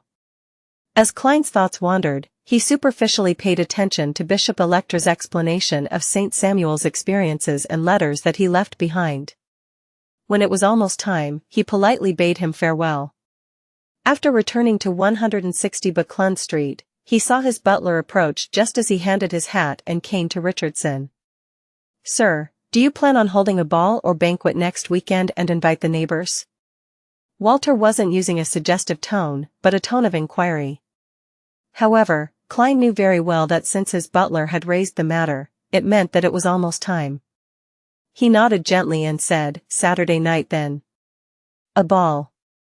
I'll have to trouble you and Tanaja to make the preparations. Is there enough money?" When saying the last statement, Klein looked to his housekeeper. Tanaja sternly nodded and said, "There's enough. The various alcoholic beverages in your wine cellar is enough to handle several banquets." When moving into 160 Buckland Street, Klein had handed her £1,000 in cash for the household expenses. From the looks of it, even with the need to replenish fine wine, tea leaves, and coffee beans, it wasn't something that could be spent in a month. "The gold pound is rather strong after all." Klein nodded and smiled. "Let's not use wine that's too expensive for our first ball. It's common to be reserved in loan." "Yes, sir." Although Walter was very aware of how to run a ball, he still paid serious attention to his employer's instructions. He paused and said, "There are only two things you need to do. First, it's to settle the guest list with our help, thinking up some small talk for each guest, matching the person's corresponding status and experience. Second, it's to order a suit for the ball." How troublesome. When greeting Hazel, "Can I say that the sewers here are cleaner than the squares in the southern continent?" As Klein sighed and lampooned, he nodded slightly. "No problem." Deep into the night, the crimson moon hung high in the sky. The smog which had significantly thinned made Backland have an additional sense of tranquility. In Dwayne Dantes' master bedroom, Klein set up a ritual to summon himself. He planned on entering the sewers tonight to confirm that Trissy had left. He then planned on heading for the fork she had described, to explore the so-called hidden passageway to see if he could discover anything. Klein didn't have extravagant hopes of gaining anything. He was only worried that the secret hidden in the sewers would pose a hidden risk that would one day explode. This could easily involve Dwayne Dantes, who lived nearby, spoiling his plans and stealing the Antigonus family's notebook. On this matter, I can't be an ostrich that buries its head in the sand and pretend not to know anything. I should discover the problem early and destroy what needs destroying or report what needs reporting before it completely erupts. That's the most effective solution. Of course, I also need to be sufficiently careful. I mustn't let my exploration end up lighting a fuse. Klein's spirit body tore out of the candlelight, and with Azek's copper whistle augmenting him, he possessed the physical body of Dwayne Dantes, controlling him to walk to the boundary of the wall of spirituality and sit in the reclining chair. To the external world, it looked as though the tycoon had dozed off reading the papers. Summoning my soul to possess my own body feels different from returning to my body. There's an obvious barrier in between. Klein did a comparison of the experience and floated to his desk, cleaning up most of the items on the altar and leaving behind the candle that maintained his summoning to burn silently. After doing all of this, Klein wore creeping hunger, and with Azek's copper whistle, death knell, and the senior gold coin in possession, he flew out of the master bedroom and left 160 Buckland Street, drilling into the sewers. Just as Klein found himself in the moist and dirty environment, he immediately released Wraith Senior and made his marionette open up a distance from him, turning into the hidden fork where Trissy was previously recuperating. This time, he saw that the clean region in the sewers was already stained with dirt containing signs of rats. From the looks of it, Trissy has really left. Klein, who was following far behind, heaved a sigh of relief. As a spirit body, he didn't need to breathe, nor did he need to walk on the ground. Therefore, he didn't mind how disgusting the sewers were. Senor walked out of the area and continued walking ahead and turned on the 6th left turn. Klein constantly maintained a distance of 50 meters, perfectly acting the role of the person behind the scenes. At the end of the fork was a corroded wall covered in moss. At a glance, there weren't any abnormalities to it. If Trissy hadn't mentioned it, Klein wouldn't have gotten his marionette to observe every inch of the area in detail. A few minutes later, Senor suddenly straightened his back and walked forward, entering the wall. Passing through the rather thick obstacle, Klein's eyes opened up. With the marionette's vision, he saw a half-natural, half-artificial cave. It wasn't more than 1.8 meters high and was about 3 meters wide. The ground was littered with tools like shovels which were wrapped in oilskin and large piles of mud and rubble. Right up ahead were 2 hidden passageways that extended downwards. The left one was about 5 to 6 meters deep, while the one on the right was nearly 10 meters deep. However, nothing seemed to have existed in them, as though they were still being excavated. This was dug up by Hazel? In the day, she's an arrogant lady of high society, and at night, she's an excavator in the sewers? Furthermore, she's moving the dirt and rubble one pail at a time? She was loitering around to find the exact spot, and digging was the subsequent step. That wall must have been a secret door. Klein hid himself at the fork's entrance as he made Senor scrutinize the area. Following that, he made the wraith enter the left passage until he reached a completely sealed-off area. Senor's figure slowly turned faint as it turned incorporeal. In this state, he passed through the soil and explored deeper. But even when reaching the 100-meter limit, he didn't discover anything of use. All he saw were ordinary insects and worms. Klein made the marionette switch directions, swimming in the sea of soil without finding anything. Senor soon returned to the cave from before and entered the right passageway without being affected by any obstacles. There's still nothing. It's not without reason that Trissy determined that it will only work for a particular pathway or being in possession of a certain item. She must have probed the area with the invisible threads of a demoness of pleasure. Unfortunately, I've already lost Tinder. I wonder if the grey fog's aura on me would work. It seems to strongly attract beyonders from the Marauder pathway. Klein silently commented and, using his spirit body state, planned on personally visiting the 2 hidden passageways that Hazel had dug up. However, he curbed his desire because he was now a marionettist. Doing it personally in situations that didn't require it was in violation of the acting principles. It's fine even if I don't use the grey fog's aura. I'll just request to purchase a mystical item from the Marauder pathway during tomorrow afternoon's tarot gathering. It doesn't need to be too expensive. It can just correspond to sequence 8 or 9. That badge from Lenivus is only a signal receiver, not an item of this pathway. While not aware of the exact situation of what's hiding inside, rashly using my spirit body to explore it might result in me attracting a high-sequence monster. Being careful and cautious will forever be a condition for myself. Klein slowly heaved a sigh of relief and retrieved Wraith Senor. He wasn't worried that Hazel would continue coming in the near future. Any person with normal intelligence wouldn't continue coming unless they had the means to deal with the situation from before. Ignoring how Hazel hasn't had any contact with Beyonder circles, even if she has, getting an item from the Sun domain isn't simple. After all, Backland is the territory of the Church of Storms. I do have something that I don't use often. Can I find an opportunity to sell it to her and then let her use it to harm my marionette? Klein jeered at himself before shaking his head with a laugh. He ended the summoning and returned above the grey fog, vanishing from the sewers. On Monday morning, the bright sunlight tore through the thin clouds, shining onto every corner of Backland. Emlyn White pulled down on his silk top hat. As he left the carriage and walked to the Harvest Church, he squinted his eyes and mumbled, "What terrible weather. Backland's worst season is coming soon."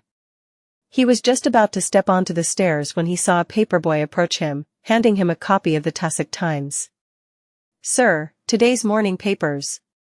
Emlyn wanted to reject it when he discovered a small slip clasped in the middle of the boy's fingers. Emlyn maintained his countenance as he took out a penny and passed it to the boy, receiving the copy of the Tussock Times and the slip. Before entering the Harvest Church, he quickly spread it open and scanned it. There are clues to the people you are looking for. Please come to the Bravehearts Bar. 9:30 a.m., Backland Bridge area, Iron Gate Street, Bravehearts Bar. Emlyn White stood rooted to his spot after he got down from the carriage. He stared ahead in a daze, nearly forgetting to avoid the sunlight. At that moment, the bar's main door was shut with no signs of it opening. As a sanguine who seldom left his home and only went to places like bars at night, Emlyn never expected the bar to be closed in the morning. He had left the Harvest Church in a rush via the transportation system after seeing the paper slip, hoping to obtain any first-hand intelligence.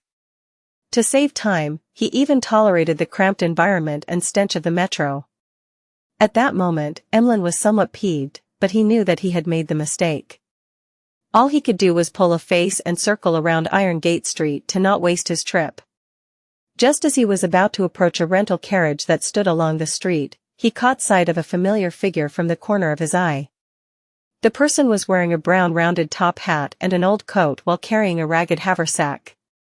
He was none other than Ian, the underground arms dealer and intelligence merchant. Hee, I have quite good intuition. I knew he would appear early. Emlyn was delighted as he stuffed his hands into his pockets and leisurely walked over, blocking Ian's way as he chuckled. Good morning. Ian looked up and glanced at the handsome man before him, replying in puzzlement, Good morning, Mr. White. You should have come in the evening. It seems to be a suitable time now, Emlyn said with a smile, clearly in a good mood. Ian, why do you always wear the same clothes and outfit every time I see you? Ian answered without minding the question, This can make me appear more mature while allowing me to keep a low profile. Of course, the main reason is that I lack money. The final sentence was added with a joking tone. I look forward to your attire in summer, Emlyn said with a scoff.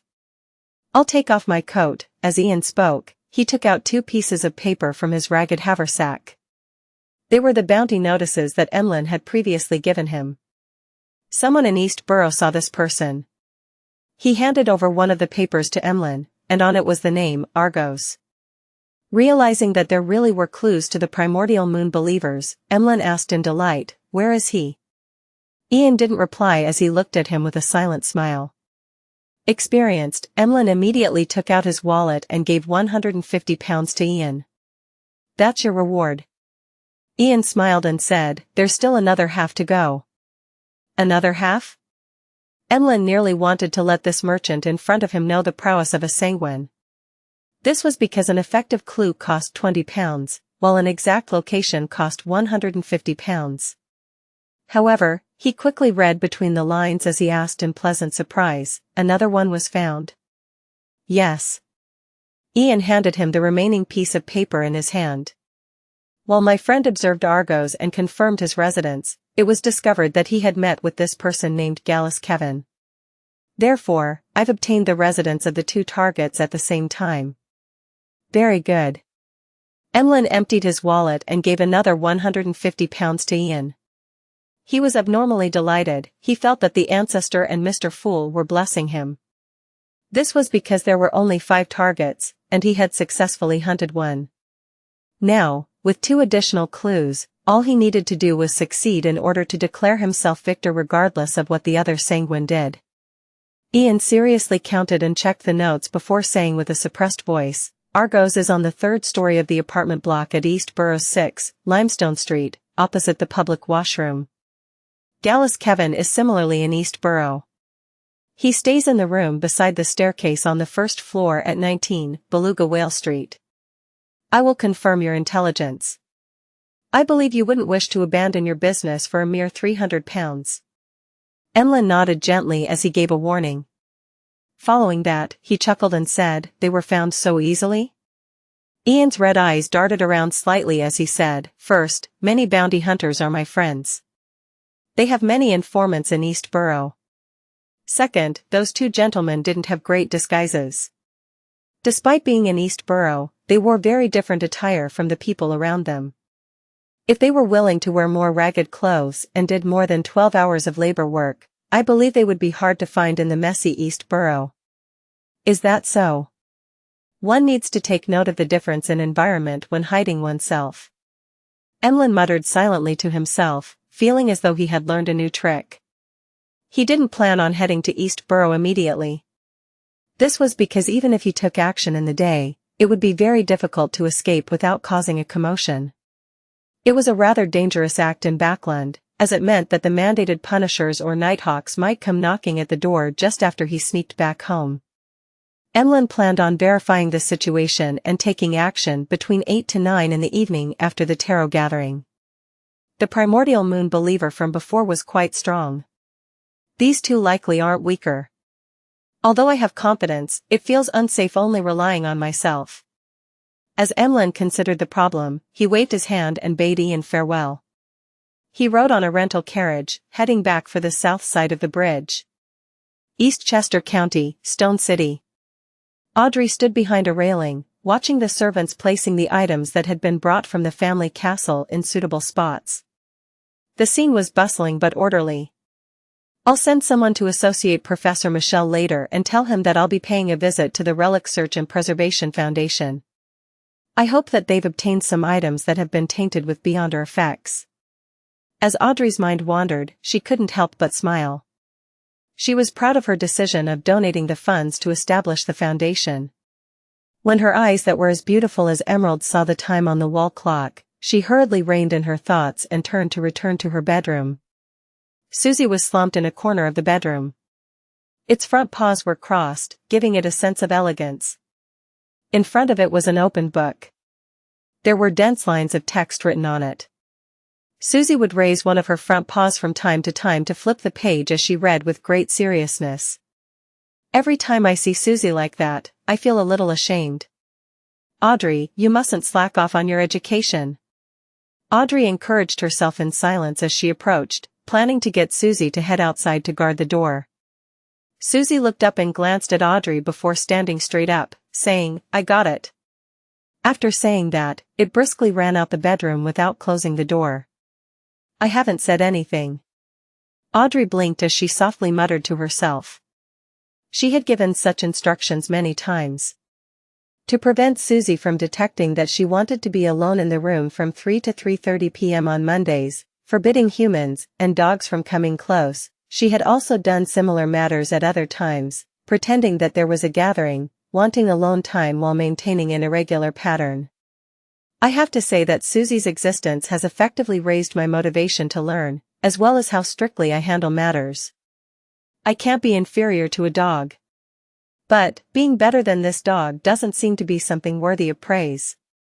Audrey puffed her cheeks with a self-deprecating comment as she sat by her bed, awaiting the beginning of the tarot gathering. 3 p.m. above the gray fog. Dark red figures shot up along the two sides of the long bronze table, materializing into different blurry figures. "Good afternoon, Mr. Fool," Audrey's greeted with a cheery voice as she bowed. The other members greeted one after another until the existence at the seat of honor nodded in response. While sitting down, Furs couldn't help but look at Mr. World, wondering what she should use as an opening. Apart from passing on her teacher's reply to Ma'am Hermit, she planned on doing a few matters. 1. She wanted to tell Mr. World that due to the difficulty of the mission, she would pay him more, but it required him to wait. This was because the sale of the houses took time. 2. After brainstorming, she thought of a good way that could earn money and raise her strength. She had gained inspiration from the world's actions, rent out Laymanos Travels. When a member needed an item to temporarily raise their combat strength to deal with certain situations, they could rent Laymanos Travels from her. The rent could be paid in two forms, cash which wasn't too expensive or to record beyonder powers instead. This also meant that the renter had to guarantee that the spellbook was returned with more filled pages. Of course, as the provider, Furs would record useful apprentice powers like door opening, providing the renter with relevant help. A problem that could easily happen in this transaction was that the renter might not return it, but with Mr. Fool witnessing these exchanges in the Tarot Club, Furs believed that no one would be blinded by greed. And the death of the renter was a low probability event for losing Laymanos Travels. But with everyone knowing that they could pray to Mr. Fool in times of danger, death was an even smaller probability.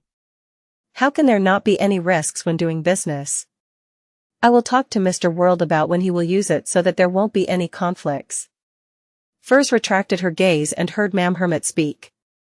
Honorable Mr. Fool, I have 2 pages of Roselle's diary this time. Ever since contact was made with Queen Mystic, the receiving of diary pages has stabilized in a rather terrifying manner. Klein nodded slightly and chuckled. Very good. After a brief silence, Catlia conjured 2 yellowish-brown pieces of paper. They leaped into Mr. Fool's palms as if they had tunneled through the spirit world. Klein slowly lowered his gaze at the diary in his hands. December 29th. It's almost a new year again. All the mausoleums have been built. What's done cannot be undone. 790 The end of the diary plus, turn off reset. All the mausoleums have been built. What's done cannot be undone. Klein looked at the diary page in his hand as his thoughts boiled over as ideas kept emerging and shattering. From his point of view, this diary page of Emperor Roselle nearly proved his previous conjectures. He had chosen to forcefully switch to the Black Emperor pathway in his later years, doing so at the cost of going mad to become a Sequence Zero true god. What drove the Emperor to make such a decision? What did he discover that resulted in his agitation, rashness, and loss of composure in the previous diary entry? And compared to back then, his emotions in this diary entry appear calm and composed, but it feels like he is even more extreme. It's hard to imagine what the Emperor experienced or encountered in his later years that resulted in him having such an abnormal situation. The madness that angels are embroiled with to begin with, or is it something that had happened to the faith of the believers that kept him anchored his rationality? If he was normal, shouldn't he hold back a little and strive for certain outcomes before finding an opportunity to devour the hidden sage? Klein instantly thought of many things, but he was unable to find any evidence. And on this page of goatskin, there were only 2 short lines of text, as though it indicated the final diary page of Emperor Roselle's life. The end of the year or the beginning of the new year was the day he was suspected to have perished in the White Maple Palace. An emperor of an era, a transmigrator's last words? Klein sighed silently as he flipped to the goatskin beneath. The diary page didn't have a date, but at the top of the page was a line in Faceac. Immediately follows the previous page. The words were written neatly and elegantly, very different from Emperor Roselle's handwriting. It was obvious that it was added by someone else. It's probably a note by Queen Mystic. To indicate that this is the last part of the diary, written after the Emperor said that what's done cannot be undone? But why isn't there a date? Klein was deeply puzzled as he read the corresponding content, his gaze freezing up. I believe I'm not the only transmigrator in this world. If there's anyone else who can read my diary, remember to carefully select your Beyonder pathway. Once you choose this, it pretty much confirms your allies and your enemies. I'm unable to give any actual suggestions because I myself can't see the true faces of the 7 deities or those evil gods. This might be partially related to the second blasphemy slate that the ancient organization hides. Unfortunately, I only have a rough idea of the hidden parts, and I'm unable to verify them. Similarly, I don't know what's written on the first blasphemy slate either. A useful warning is to not choose pathways with sequence zeros that are occupied, and also be careful of neighboring sequence zeros and sequence ones. I've suffered tremendously on this aspect.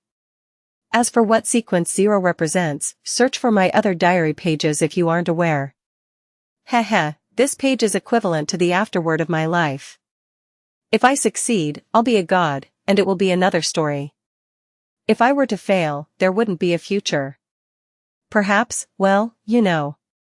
Go, my friend who understands my diary, go seek out the secret of transmigration and the truth hidden within. I'll be watching you, if I'm still alive. Finally, let me warn you that you have to remember. Be careful of the moon. Klein wasn't surprised about there being more than one transmigrator. After all, he had long known of a senior in the form of Emperor Roselle. He was puzzled about the details that the Emperor had used to determine that there wasn't only one transmigrator. This was a very important point, as it held great meaning as to whether there were incomparable problems in his bid to return home. This was like an unknown equation. Without enough examples and conditions, there was no way to obtain the correct answer no matter how he tried to solve it. Only with enough equations could he find the correct answer. The emperor should have written his discoveries on this matter in the previous diary entries. Unfortunately, I have no way of knowing where it is in order to do a targeted search and recovery.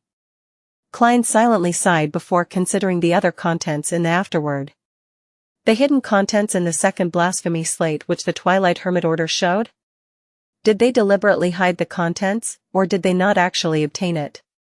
The second blasphemy slate was actually split into 2 parts, with the other half landing in the hands of other factions? My pathway has already been determined. It was selected based on the exclamation found in Emperor Rozel's diary. From the Emperor's afterword, I can be a bit assured. The seer pathway doesn't have a sequence 0 because the mad sequence 1 Zeratul is still alive. And according to the law of beyond or characteristics conservation, this subdivision part can probably be called the law of incompatibility. If there's a sequence 1, there's no sequence 0.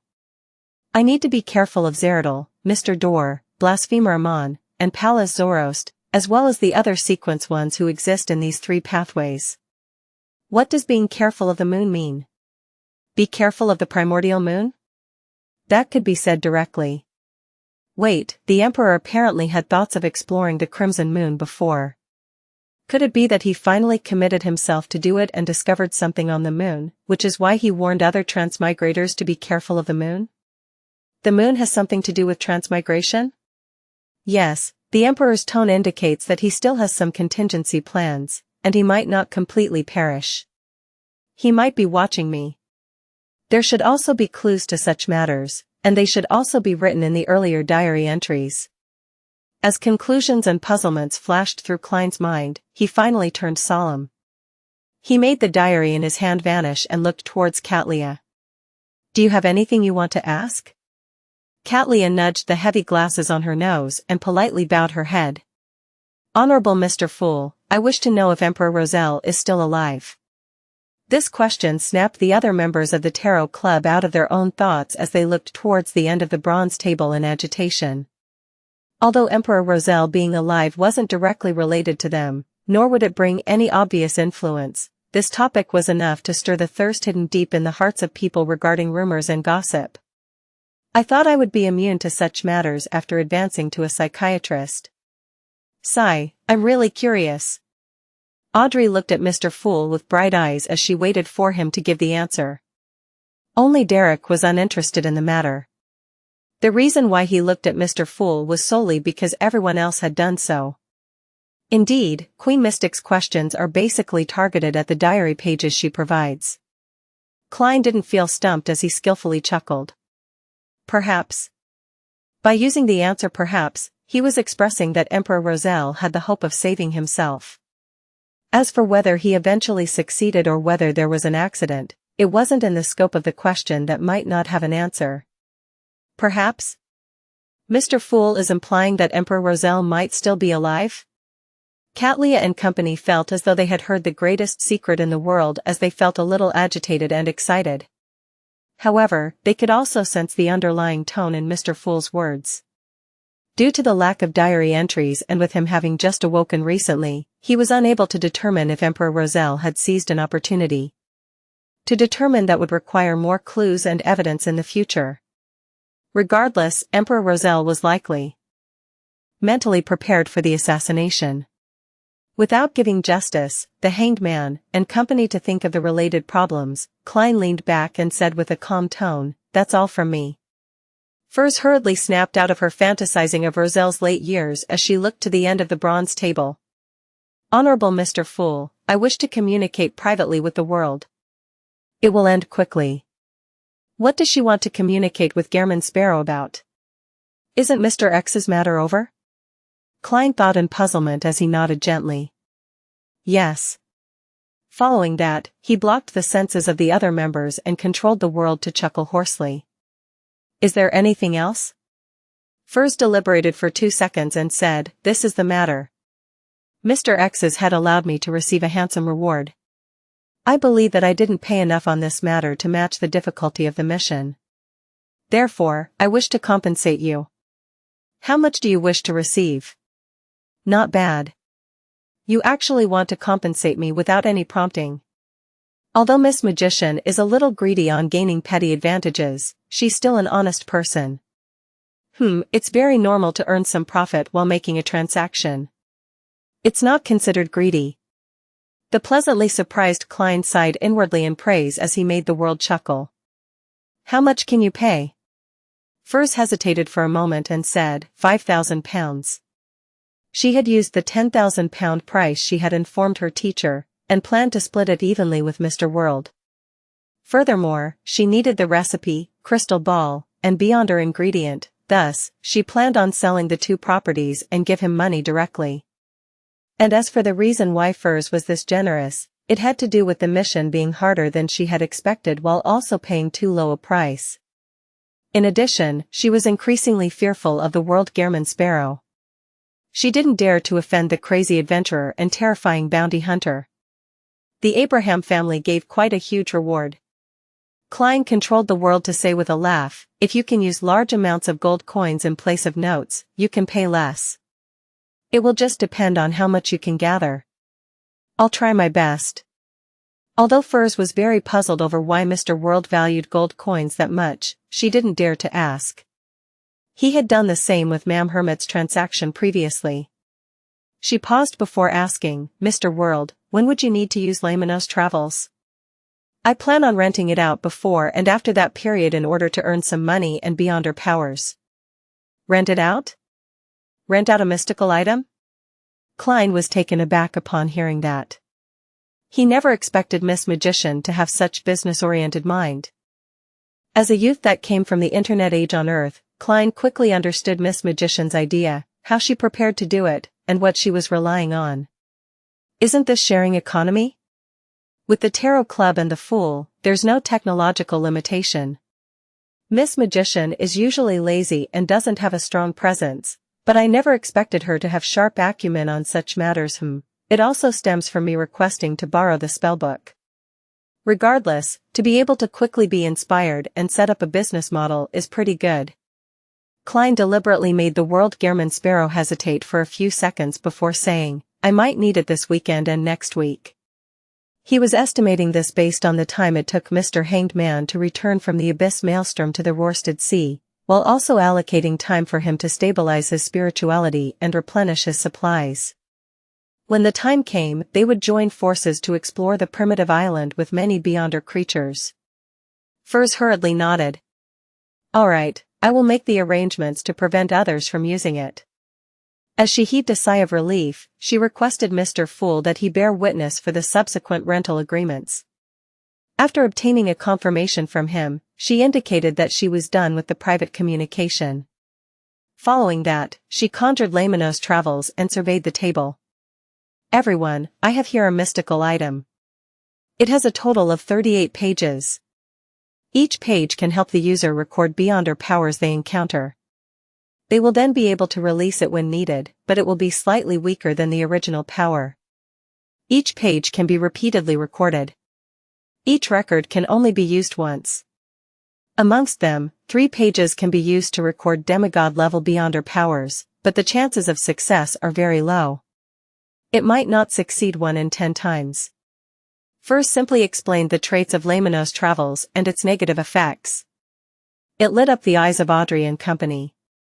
With them no longer being novices in the domain of mysticism or the beyonder world, it wasn't difficult for them to tell the value of Miss Magician's notebook without her making it explicit to them. At the same time, they viewed it as a demigod-level artifact. It resembles a shepherd and the creeping hunger. They allow the use of the beyonder powers from other pathways, but there aren't as many negative effects. There's also a chance to record a demigod power. Draw my own blood. Audrey suddenly shrank her hand back in fear as she thought over the matter. As a powerful noble's daughter, she had almost never been injured from a young age. Therefore, she had an extreme fear of pain that remained an unknown to her. Taking the opportunity when Furs paused, she raised her hand slightly and asked, "Miss Magician, how much do you wish to sell it for?" Audrey believed that her father, Earl Hall, would also be able to recognize the value of Lamino's travels, so it was certain that she could be reimbursed by him. Therefore, she planned on fully satisfying Furs's requirements. She must be lacking money recently, or else she wouldn't be selling such an important and useful mystical item. While Audrey thought in pity, she considered whether she should offer to buy it at a premium. Damn it. Why can't it be put on sale after I return from the primitive island? Alger had a strong interest in Lamino's travels, but he wasn't able to produce the money or materials needed to purchase this mystical item. £1,300 was money that an ordinary person might not be able to save up even in 10 to 20 years, but compared to an item at the level of Lamino's travels, it was nothing. It's worth at least £10,000. If I encounter Beyonders that are backed by powerful factions, it wouldn't be a problem selling it for more than £30,000. Alger swept his glance at Justice, who was inquiring about the price, as well as Catlia, who had nudged her glasses, looking as though she was planning to join the bid. He couldn't help but sigh. He didn't believe that the transaction would fail according to his wishes, having it left unsold before he returned from the primitive island. Miss Justice has money, and the Hermit has Queen Mystic and the Moses Ascetic Order. They don't lack money or resources. Sigh. Alger adjusted his seating posture as he looked across the table with a heavy look. Emlyn and Derek were similarly interested in Lamino's travels, but it was simply interest. They knew that they lacked the ability to provide anything in a fair exchange. When she heard Miss Justice's question, Furs realized that she had forgotten to mention the most crucial point. She hurriedly added, "No, it's not for purchase. I'm only renting it. When you need it, you can rent it for a short period which will be witnessed by Mr. Fool." Rent? You can do that? At that moment, everyone except Klein and Derek were surprised. Without a doubt, they knew what a rental transaction was, but they never expected it to be applied to a mystical item, much less have it appear in the Tarot Club. This was apparently very doable. It was relatively useful for every member of the Tarot Club, and it wouldn't cost them much while remaining affordable. Furthermore, Miss Magician could slowly build up quite a sizable fortune by doing so, but in fact, the best result was to record Beyonder powers. She could gather different kinds of Beyonder powers from various pathways in this way, making it far more efficient than seeking the chance to record it on her own. Alger quickly realized the key to the rental transaction as he was delighted. He asked, "How much is the rental fee?" Lamino's travels corresponds to a sequence 6. It's usually about £5,000, but due to its uniqueness, it costs at least £10,000.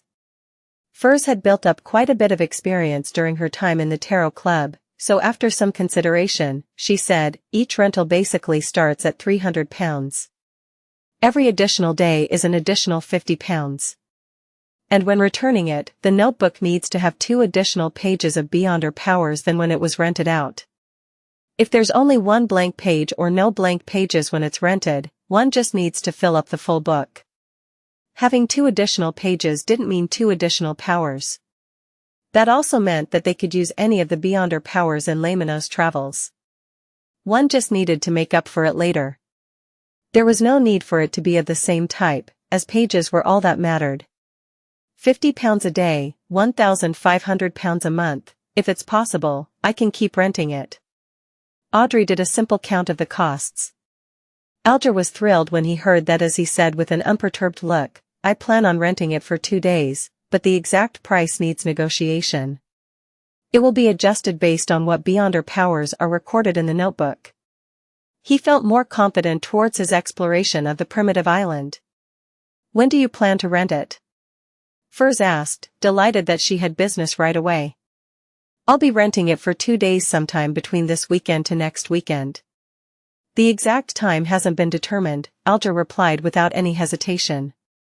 Furs immediately frowned as she said apprehensively, "This period of time has already been reserved for Mr. World." "Reserved for the world? When did this happen?" Alger was surprised as he looked at the other end of the long bronze tail. He soon came to a realization that it had been agreed upon during their private communication. Why would they come to such an agreement? Miss Magician doesn't need to have informed him ahead of time. They had other transactions during the private communication? What kind of communications and transactions would they have? Miss Magician had commissioned the assassination of an Aurora Order Oracle. The world had accepted the mission, and one of the traits of the Oracle is the ability to record and use the beyonder powers of others. Once. This is identical to Laymanos' travels. Does this mean that the world has already succeeded? As such, Miss Magician is indebted to him, and she hadn't fully resolved it. Now, she came up with this method to pay off the rest? Alger eliminated the possibilities and finally felt that he had found the truth. Without anyone catching wind of it, the world Gehrman Sparrow had already hunted an Aurora Order Oracle, an oracle suspected to be a Sequence 5. This secretly made Alger feel alarmed because he was about to cooperate with the world soon. Thankfully, there's Mr. Fool bearing witness. As a blessed, Gehrman Sparrow wouldn't violate the agreement he makes in front of a god. Alger consoled himself and retracted his gaze from the world. Meanwhile, Audrey and Catlia had recalled the matter of the Aurora Order Oracle from the transactions involving both Miss Magician and Mr. World, as well as how the Oracle's powers were similar to Laymanos' travels, hence, they believed that the world might have already completed the mission. Renting the spellbook was one of the parts to completing the transaction. Emlyn didn't think about such matters, putting his focus on the unavailability of Laymanos' travels this weekend and the following week. In other words, I can borrow it for the next few days? If I have help from this notebook, those two primitive believers wouldn't be able to pose a threat. Emlyn looked around and turned anxious as he leisurely said, "Can I rent it for today and tomorrow?"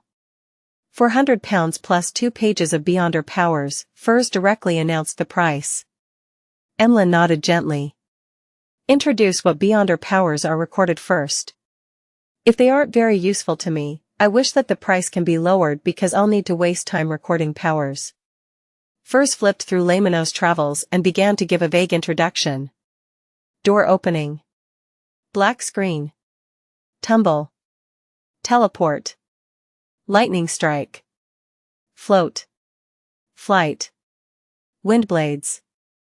Why are there so many Beyonder powers in the storm domain? The world has used it before? He recorded the Beyonder powers corresponding to See God from Mr. Fool? When I return to the cathedral, I should find out what recently happened in Backland. That oracle couldn't have died without a trace. As Alger listened, he began thinking of investigating the matter. The hermit similarly thought of the world Gehrman Sparrow from hearing the Beyonder powers which were recorded in Laymanos' travels. I wonder if I can pay a certain price to get the fool to showcase demigod powers of the storm pathway as well as his domain. This will be better than seeking the help of the Moses ascetic order. That will make them know of my possession of Laymanos' travels. I should first write to Her Majesty. Perhaps she will come to the future to showcase her powers. Catlia was increasingly convinced that the spellbook had a value that exceeded its level and was very regretful that Miss Magician was only renting it. After hearing the description, Emlyn heaved a sigh of relief. This was because the Beyonder powers like lightning were very lethal against artificial vampires. Of course, it was the same for Sanguine. Very good.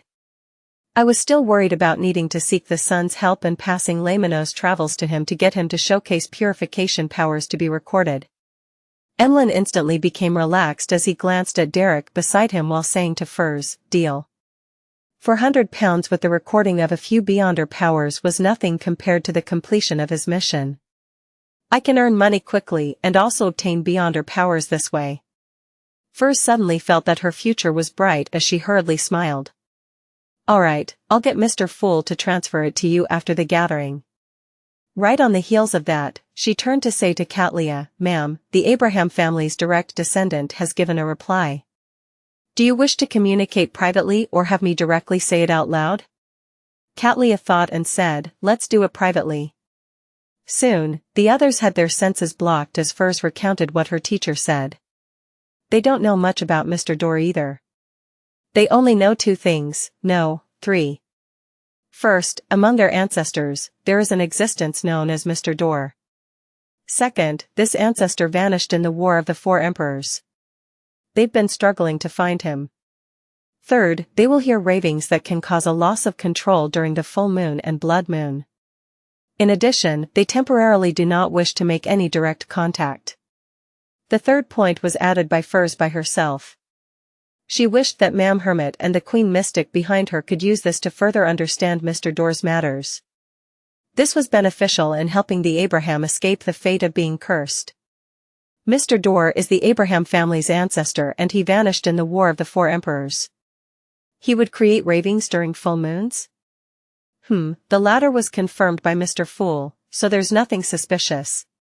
That is to say that although Mr. Dor has vanished, he still can affect beyonders of the same bloodline, as well as living beings that used certain items during the full moon and blood moon. This means that he hasn't completely lost his connection with the real world. This is how the Emperor was able to interact with him? Her Majesty once said that there were members of the Abraham family who worked for the Emperor back then. Katlia had some theories as she gently nodded. If there are any questions, I'll get you to pass them on. I'll pay the remaining £650 today. With £650, along with Mr. Moon's £400, I've made a profit of £1,050 today. Together with the £730 from before, as well as the sale of the 2 properties to pay Mr. World, I might still have £1,000 left. My savings are about to exceed £3,000. This way, I'll have the money needed to purchase the other main ingredient for Scribe. I might still have some left over. At that moment, Furs suddenly found herself a little wealthy. This made her consider helping purchase the interrogator beyonder characteristic for Zio to make up for the risk she had to endure over Mr. X's assassination. After the blocking of senses was lifted, Furs heard the World Gearman Sparrow speak before she could say a word. I need a mystical item from the Marauder pathway. It can be at sequence 9 or 8. Katlia considered for a moment and said, I can ask around for you. However, items of the Marauder pathway aren't common. There might be a premium involved. No problem. Klein controlled the world to provide the response. He then made his marionette look at the now wealthy Miss Magician. I want to sell an interrogator beyonder characteristic for only £1,000. Typically, this sequence 7 beyonder characteristic which could be used as a main ingredient should have been priced around £1,200, but Klein had 2 sets at the moment. Furthermore, considering how he had used Miss Zio's identity to participate in Mr. X's gathering, there was a certain degree of danger he was bringing to her, therefore, he gave a slight discount. It's only £1,000. That's like a sale at a department store. But why does Mr. World know that I want it? He is Mr. Fool's blessed.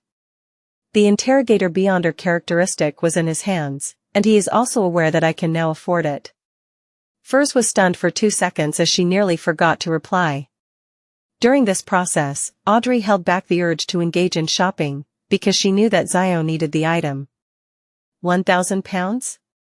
An interrogator's beyonder characteristic? Katlia seriously thought over the hidden intent behind the world when she heard Miss Magician say, deal.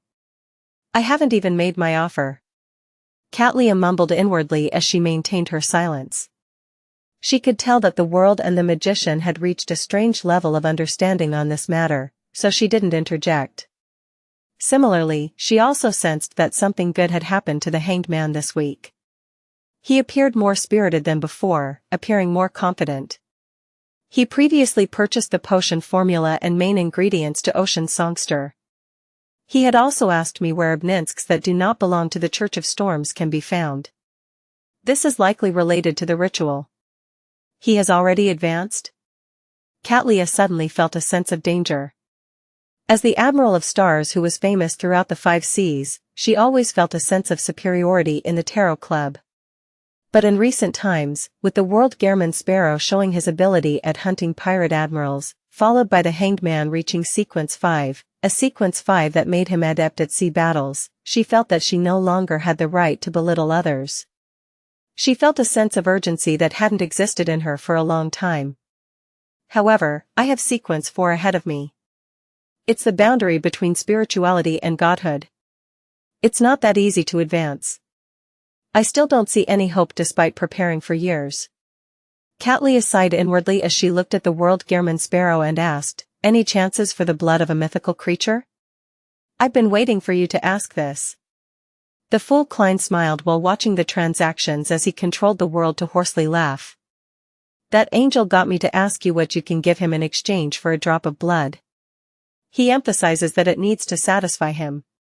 Angel? Mr. World directly contacted an angel?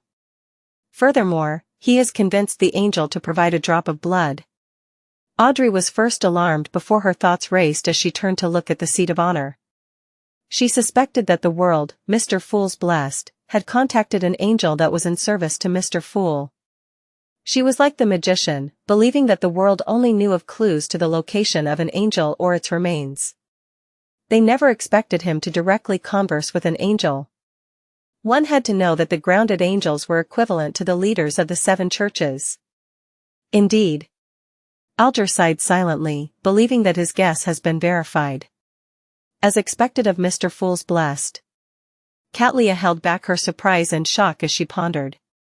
May I know what pathway this angel is from? The world surveyed the area and said, Monster. Monster, which means it's an angel from the fate pathway? It's no wonder Mr. Fool's honorific name has the words King of Yellow and Black who wields good luck. Audrey, Derek, and company were enlightened, believing that their inferences matched the actual situation and the inherent logic. Their gazes and guesses stirred Klein. He realized a corresponding problem. In the honorific name he fabricated, the description of wielding good luck had successfully been directed towards the mysterious space above the gray fog. Is this related to why the people from the fate pathway can see my uniqueness? Could this be related to why the Snake of Mercury, Willaseptin, took the initiative to establish friendly ties with me? In my honorific name's 3 lines, the first line is a description of my inherent self, and the second is about the corresponding divine domain.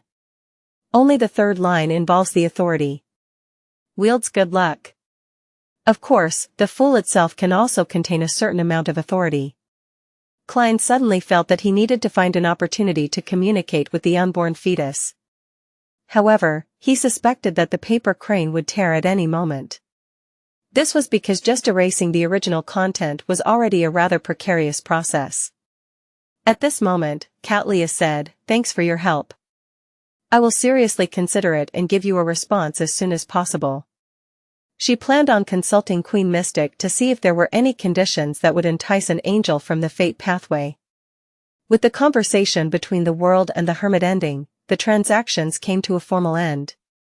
The tarot gathering then proceeded into a period for free communication. First thought for a moment and looked at Emlyn.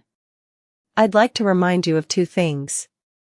First, be familiar with the powers on each corresponding page. It will be very dangerous if you were to flip to the wrong page and use the wrong power in combat. Emlyn scoffed immediately as he said, I'm very confident in my intelligence. Furs didn't speak further and switched to mentioning. A serious case involving Beyonders happened in East Borough. The surrounding region is on high alert. If you plan on carrying out any operations, take note of that. Emlyn viewed this piece of information with great importance as he asked, Are you aware of what happened? Upon hearing Mr. Moon's question, Furs nearly blurted out, Of course. Better than anyone else. I'm just not too aware of the details. However, she controlled her mouth in time as she apprehensively looked at Mr. World. At the same time, Alger, Audrey, and Catlia vaguely guessed that the serious matter that had happened in Backland's East Borough was the assassination of the Aurora Order's oracle. Based on the inferences they had before, it was done by the world. And as Emlyn wasn't a spectator, he wasn't able to tell from her eyes. All Furs could do was force a smile at Emlyn. I'm unable to tell you the specifics. I only know that demigod-level Beyonder powers of the Storm domain appeared back then. The Church of Storms places a great deal of attention over the matter. She didn't dare divulge the reasons on behalf of Mr. World, simply describing what she had seen. She believed that if Mr. World was willing to reveal more, he definitely would have added on to her answer. demigod-level beyonder powers of the storm domain?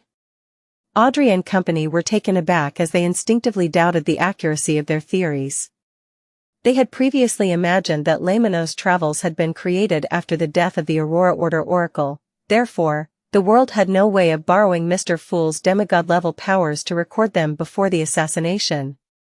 The serious case involving Beyonders in East Borough has nothing to do with Mr. World? No, Furz's glance is enough proof that it was caused by Mr. World.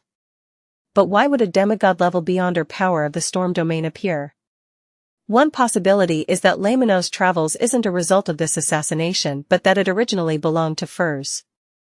Another possibility is that a cardinal of the Church of Storms or a beyonder with the corresponding sealed artifact had delivered an attack. If it were the former, needing Mr. World to use the beyonder powers at the demigod level implies that the Oracle was relatively powerful with the possible existence of a saint backing him. If it were the latter, to have Mr. World still be able to leave safely after such an assault implies his formidableness.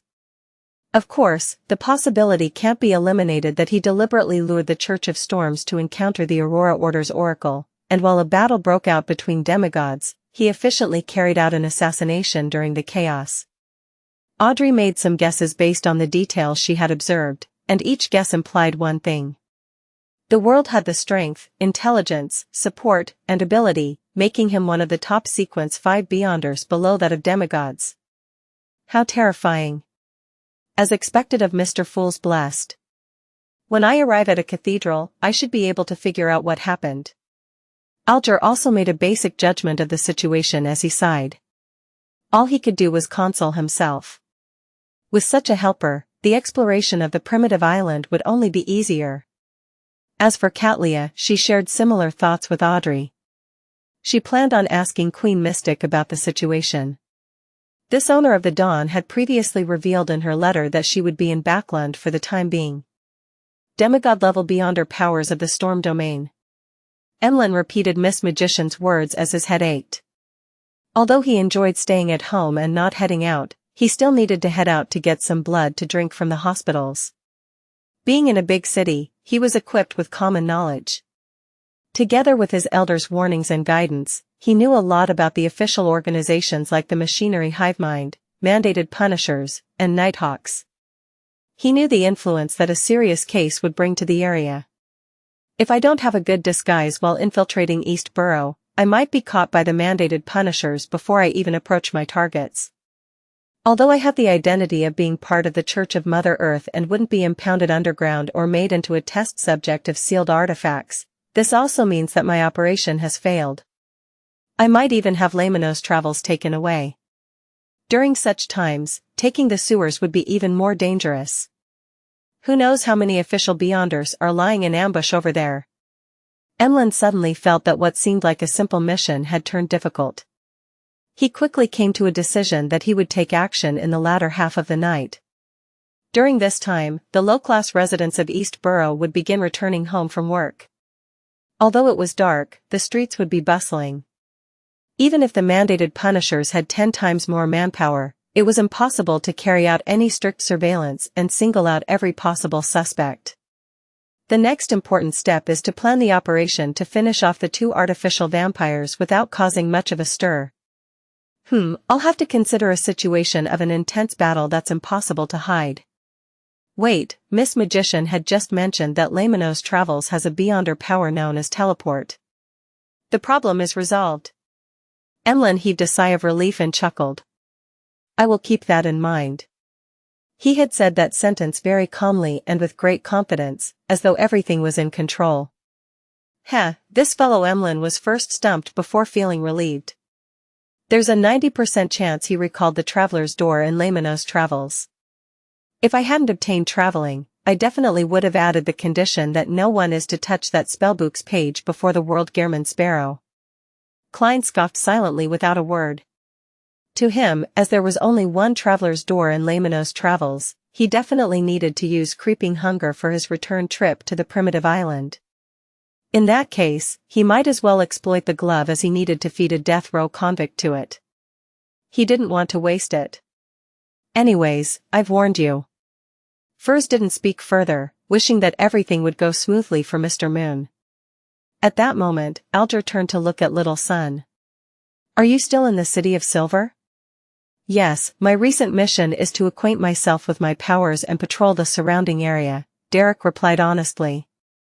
Alger thought for a moment before saying, has that shepherd elder not looked for you recently? No. Derek paused. The 6-member council seems to be busy with the former chief's mausoleum. As for what it is, I'm not privy to the information. Klein had heard little son mention of the former chief of the City of Silver. It was said that he had built a mausoleum that reached deep underground before moving into it, and he hadn't appeared again. It was suspected that his attempt to switch to sequence 3 of the death pathway had failed. I wonder what happened inside the mausoleum. My spiritual intuition tells me that there's danger involved. Before Klein spoke, he heard Alger say, take note of this matter. To investigate the former chief's mausoleum at such a critical moment means that it's something important. It might bring you danger. Okay. Derek nodded strongly. I'll do my best to figure out the specifics. The exchange continued. As the members didn't encounter much this week, this segment quickly came to an end. The Tarot Club members began teaching the Sun mysticism languages of the outside world as they learned about ancient myths from him. During this process, Audrey was a little disappointed and depressed. She had failed to buy anything or share anything this week, and her participation appeared lacking. Sigh. My life has been too quiet and stable. I have nothing to share. However, this is normal. As the daughter of one of the top 3 bankers in the kingdom, a daughter of Eastchester's Earl, if I were to frequently encounter Beyonder matters, experiencing alarming and exciting matters every week, that means that the present society and government structure is unable to maintain the order of the Beyonder world.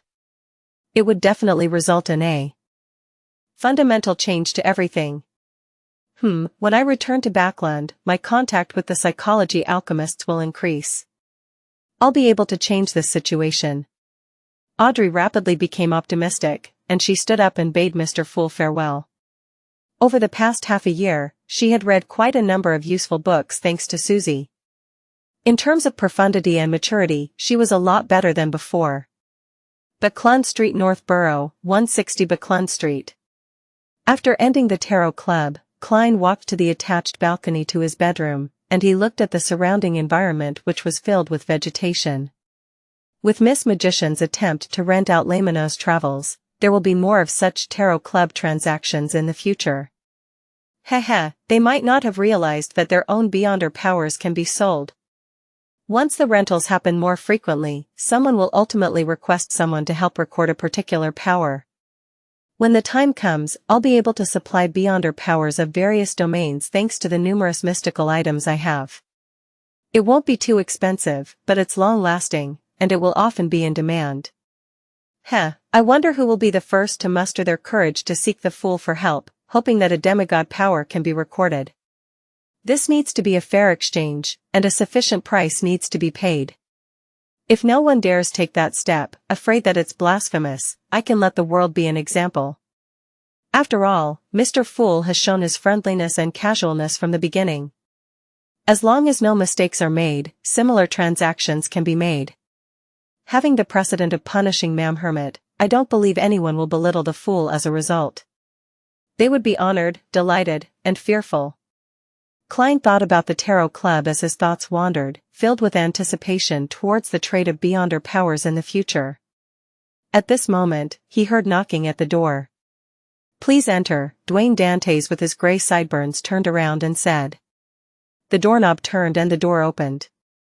Butler Walter in his white gloves walked in and said respectfully, Sir, Ma'am Mary from the National Atmospheric Pollution Council is here to visit you. Do you wish to meet her? Mary Schott? The major shareholder of the Coin Company, the lady who got me to investigate her former husband's adultery? Why is she here? Don't tell me that Dwayne Dantes has caught her fancy. Klein was slightly puzzled as he nodded with a smile. It's almost tea time. Let's have it a little earlier. All right, I will invite Ma'am Mary to the activity room on the 2nd story. Walter easily understood his employer's intentions. Klein nodded slightly without saying anything else. With the help of his valet, Richardson, he wore his coat and went down to the second story. Soon, he saw Ma'am Mary with her tall cheekbones in the activity room. This lady was dressed in a dark blue dress with elegant accessories in an ostentatious but restrained manner. Compared to last year, she appeared more classy and with a higher temperament. "Good afternoon, ma'am. I've always been considering finding a time to visit you. I would wish to hear about your investigations on Backland's atmospheric pollution." Klein took the initiative to speak politely. Mary replied with a smile, "Unfortunately, I didn't manage to wait for it." After exchanging a few words of pleasantries as they talked about the recent weather, Klein sat on a single-seater as he raised his porcelain teacup. "Ma'am, you seem to have something troubling you?" He could tell that Mary was hesitant and deliberating. Mary laughed as she sighed. "I've heard about your experience and wisdom.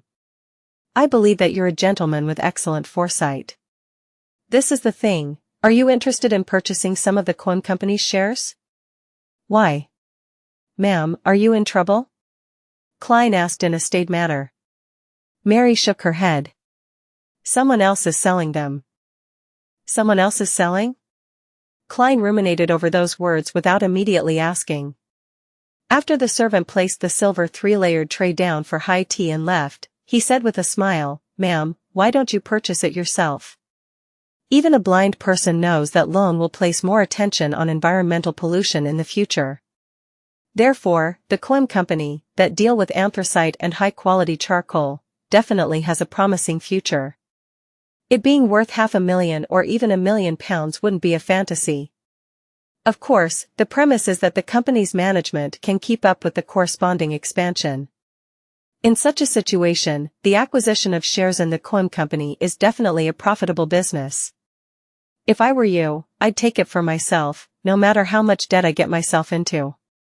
Mary used 2 fingers to pick a cucumber sandwich from the bottom silver tray, took a tiny nibble, and slowly chewed before swallowing it down.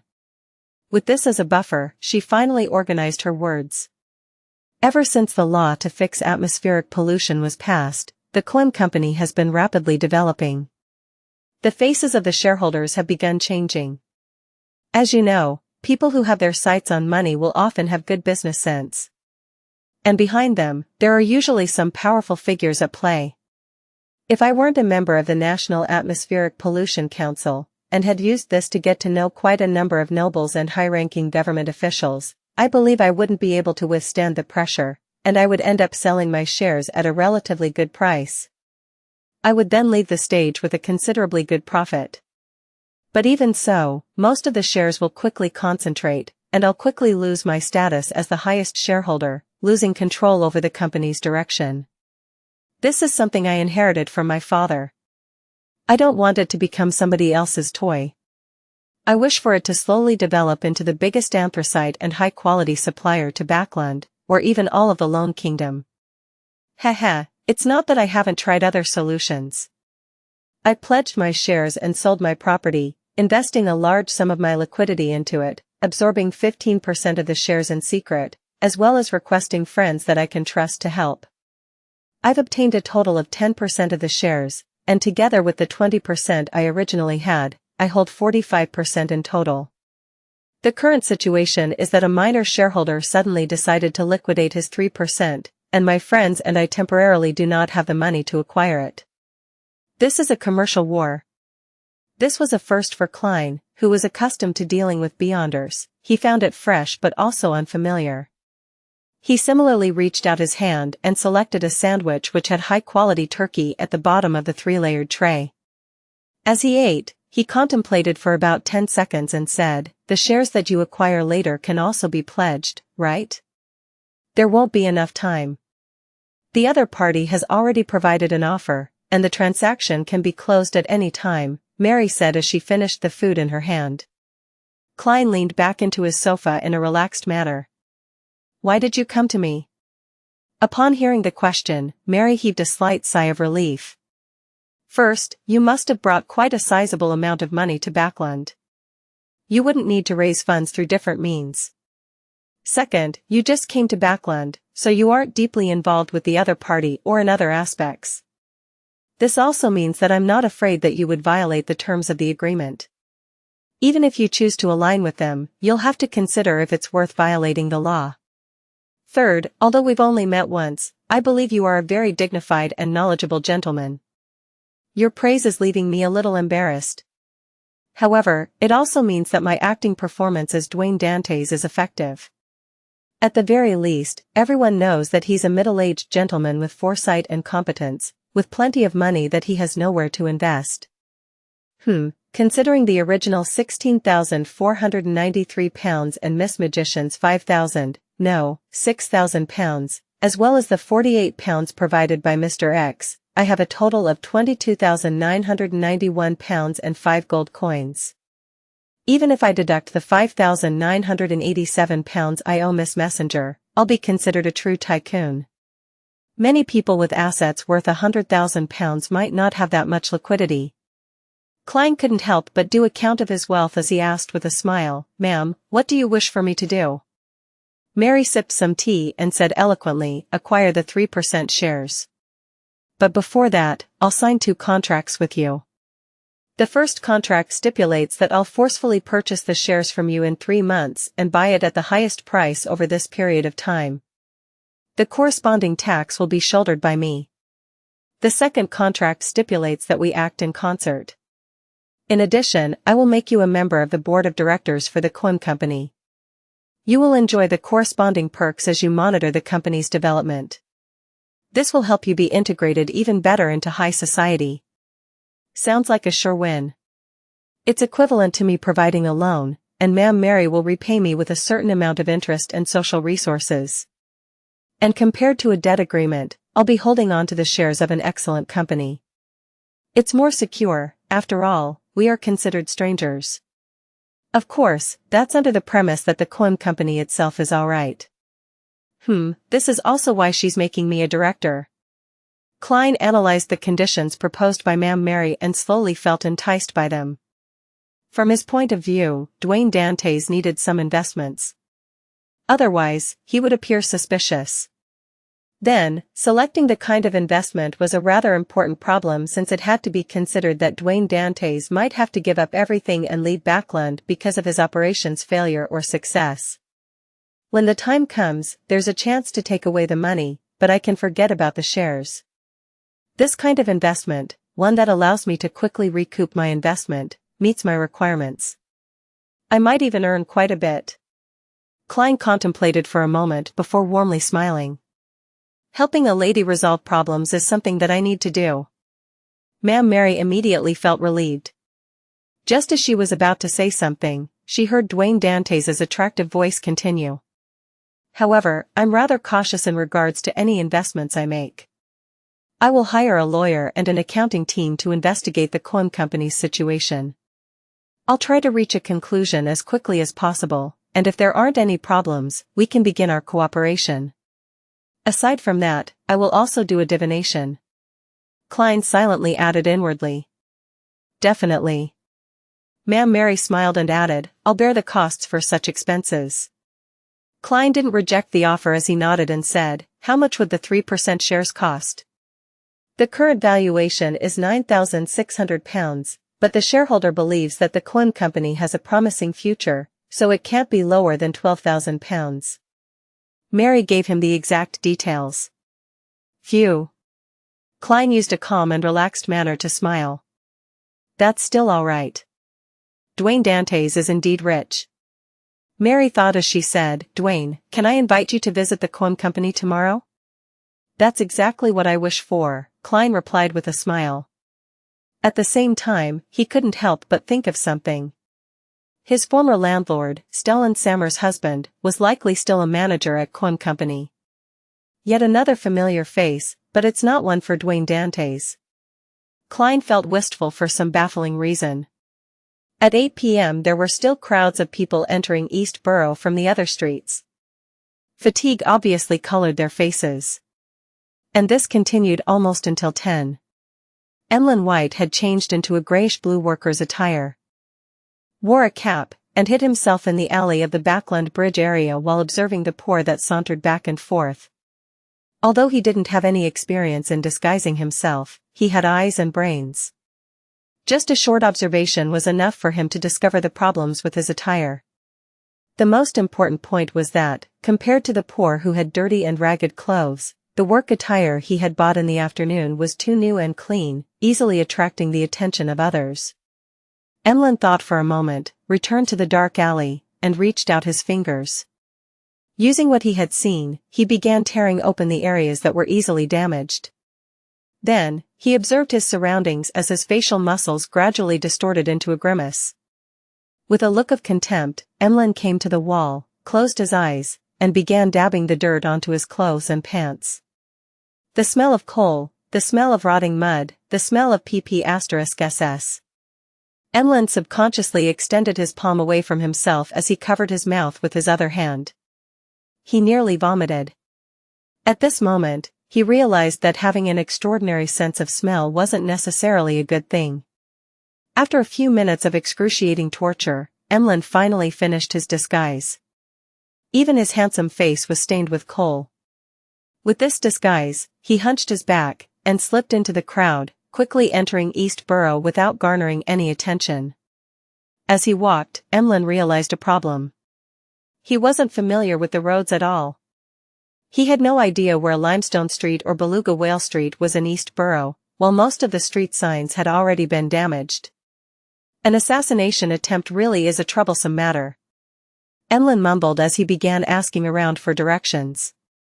After nearly an hour of hard work, he finally arrived at Limestone Street. The streets were narrow, with the buildings on both sides leaning close to each other. Even in the day, it appeared dark. At night, it gave off a terrifying sense of creepiness and darkness.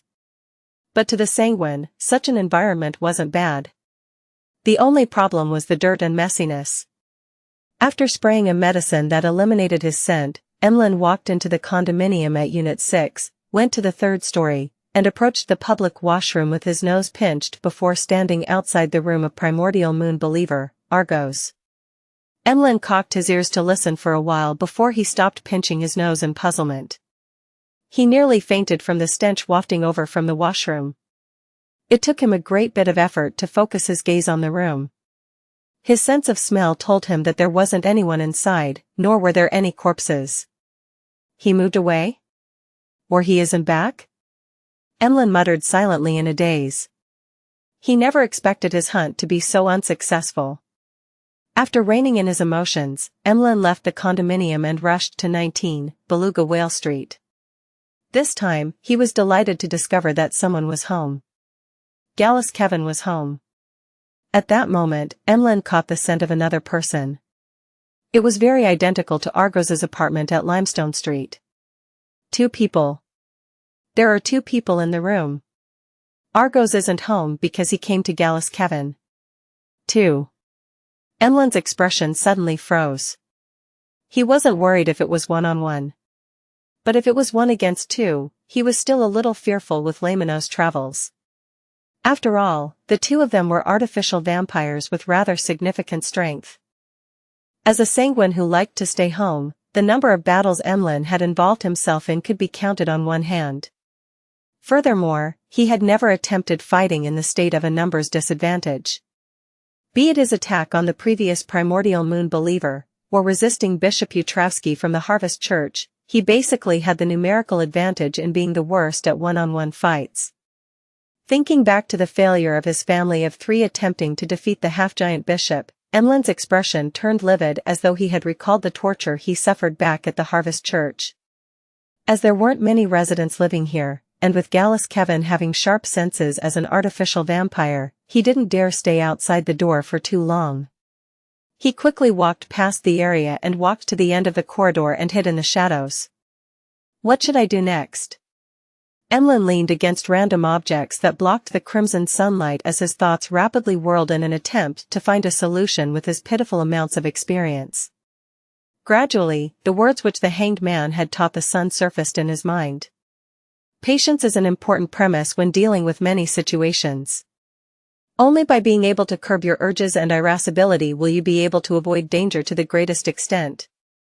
At times, tolerance is very important. Tolerance. Emlyn nodded indiscernibly and knew what he needed to do. He planned on laying in ambush until Argos left. As this wasn't the artificial vampire's residence, it was certain that he would leave. When the time came, Emlyn could deal with a one-on-one situation. Patience, tolerance, waiting. Emlyn repeated these words inwardly so as to resist the damage the surroundings were dealing to him. The air wafting through the first floor of the condominium was filled with the stench of piss, rotting moisture, the unflushed smell of feces, the odor of some of its residents, as well as all kinds of nauseating, unpleasant, and disgusting smells. Mixed together, they were like a poison that ate at Emlyn's senses.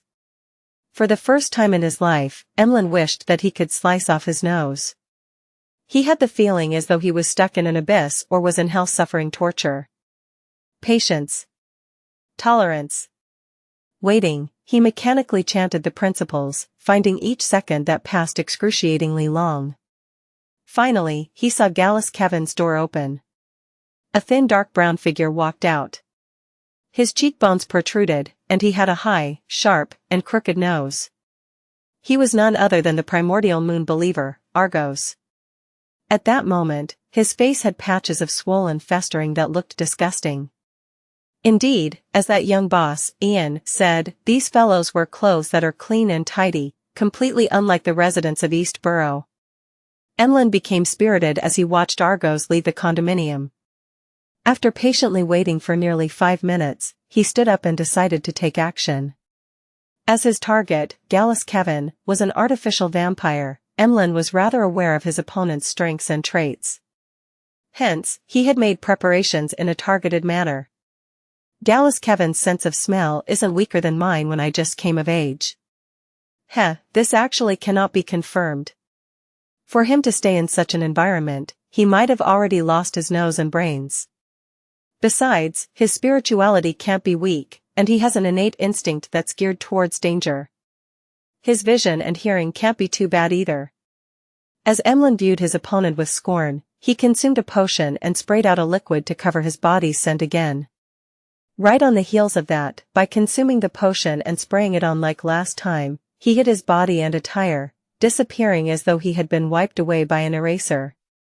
In a dark, uninhabited corner, a palm-sized notebook which was bronze green in color had suddenly appeared out of thin air, as though it had passed through a transparent screen. It began flipping itself almost silently before fixing onto a white page that was filled with astromancy symbols. As these symbols vanished, the surroundings brightened up a little. This was the disruption ability of an astrologer. Then, Laymanos' travels was retracted, disappearing inch by inch as it was completely concealed by the invisible screen. Prepared, Emlyn recalled his plans. He lightened his footsteps and silently arrived outside Gallus Kevin's apartment without approaching the door. The notebook appeared out of thin air once again before being flipped to the door-opening page. An illusory sound immediately resounded in Emlyn's mind as it prompted him to reach out a hand towards the wall. At the same time, Emlyn cautiously pulled back Laymanos' travels into his clothes, using his invisible coat to hide it. When Emlyn's palm finally pressed the wall, he saw a ghostly blue, incorporeal, blurry door appear before his eyes. It was embedded in the wall, but it also showed signs of masonry at the bottom. Cocking his ear to hear the goings-on inside the house, he took a sniff of the air before taking a step forward. He then passed through the ghostly blue door as if he was passing a screen of water. The scene before him changed immediately. It was filled with walls covered in stains and 3 wooden beds on the side, a worn-out cupboard, and all kinds of miscellaneous items. This was the inside of Gallus Kevin's apartment. As for the ghostly blue door behind Emlyn, it had long vanished as if it had never existed before. Cautiously surveying the area, Emlyn caught sight of his target, Gallus Kevin. This primordial moon believer was a good-looking mixed blood. He had long hair that reached his shoulders, and his eyes were a little red, as though he didn't fully acquire the eyes of a sanguine. At that moment, he was sitting by the side of the bed, staring at the door, his thoughts a mystery. Emlyn circled to his side without causing a commotion. He took out Laymanos' travels which he ensured was in a blind spot, and he flipped to a page that left his fingers slightly numb. It was a yellowish-brown goatskin page. The surface was filled with all kinds of ancient and distorted symbols and patterns. Together, they constructed a figure that looked like a thin tree with outstretched branches. After adjusting his angle, Emlyn slid his finger across the page. Suddenly, silver lightning illuminated the room as if it was daytime. A sizzling sound was heard as the lightning smote Gallus Kevin on the head, charring the primordial moon believer instantly. His body convulsed as his eyes lost focus. The silver bolts of lightning continued snaking around while Emlyn's figure surfaced behind the frozen target's back. He reached out his right palm and clenched his opponent's neck. Gotcha! He calmly snapped Gallus Kevin's neck and yanked off his head and tossed the body away, eliminating the possibility of letting his opponent heal himself with his strong restorative powers. Pah! Gallus Kevin's headless corpse collapsed to the ground as blood sprayed everywhere. An artificial vampire lost its life just like that. Emlyn's calm expression was quickly replaced with surprise. He looked at the head in his hand with disbelief. He realized that Gallus Kevin didn't realize what was happening even upon death. Fixed in his eyes were pain and puzzlement. It's that easy? It happened like a breeze? Although Emlyn was proud, he didn't believe that he could finish off an artificial vampire that easily. However, reality told him that it was as easy as a breeze. A lightning strike that can cause paralysis, together with my high movement speed, had allowed me to instantly kill my target. The premise is that he's weak to lightning, allowing him to be easily paralyzed. Also, I had interfered with his spiritual intuition ahead of time and avoided attacking him head-on by passing through the wall. Those were key to my success. After a few seconds of surprise, Emlyn recalled the details and concluded plenty of useful experience. This made him truly realize the potency of matching Beyonder powers, as well as the value of Laymanos travels. It's no wonder Mr. Hanged Man was the first one to have thoughts of renting it. Emlyn reined in his thoughts and looked at the blood that gushed out of Gallus Kevin. His throat couldn't help but move. He hadn't had that much fresh blood in a while. However, he didn't dare drink it. This was because the deceased Beyonder characteristic had yet to appear. The blood would still contain parts of it, and drinking it would easily result in excessive Beyonder characteristics, adding the risk of losing control. This wasn't conducive to his subsequent operations. Emlyn retracted his gaze and surveyed the surroundings. He found a stack of old newspapers and a tiny wooden chest. He planned on using that to store Gallus Kevin's head in. And before that, he sat down and waited for the Beyonder characteristic to appear. 2 minutes later, Emlyn suddenly looked up at the door. He heard footsteps. Immediately after that, he caught the scent of Argos. Why is this artificial vampire back? He returned midway? Emlyn White instantly became a little nervous, unsure how he was going to handle the issue. Thump. Argos knocked on the door from the outside without making a sound. This resulted in an abnormal silence. Emlyn was stunned. He immediately understood that Argos had caught scent of the blood and knew that something had happened inside. What should I do? Rush out and finish him? No, others will see me if I do so. I would then be caught by the official Beyonders. Emlyn instinctively took out a potion and planned on hiding himself again. Suddenly, he had an idea. Exhaling silently, Emlyn placed Gallus Kevin on the bed as he drank an invisibility potion and spewed out the corresponding amount of liquid.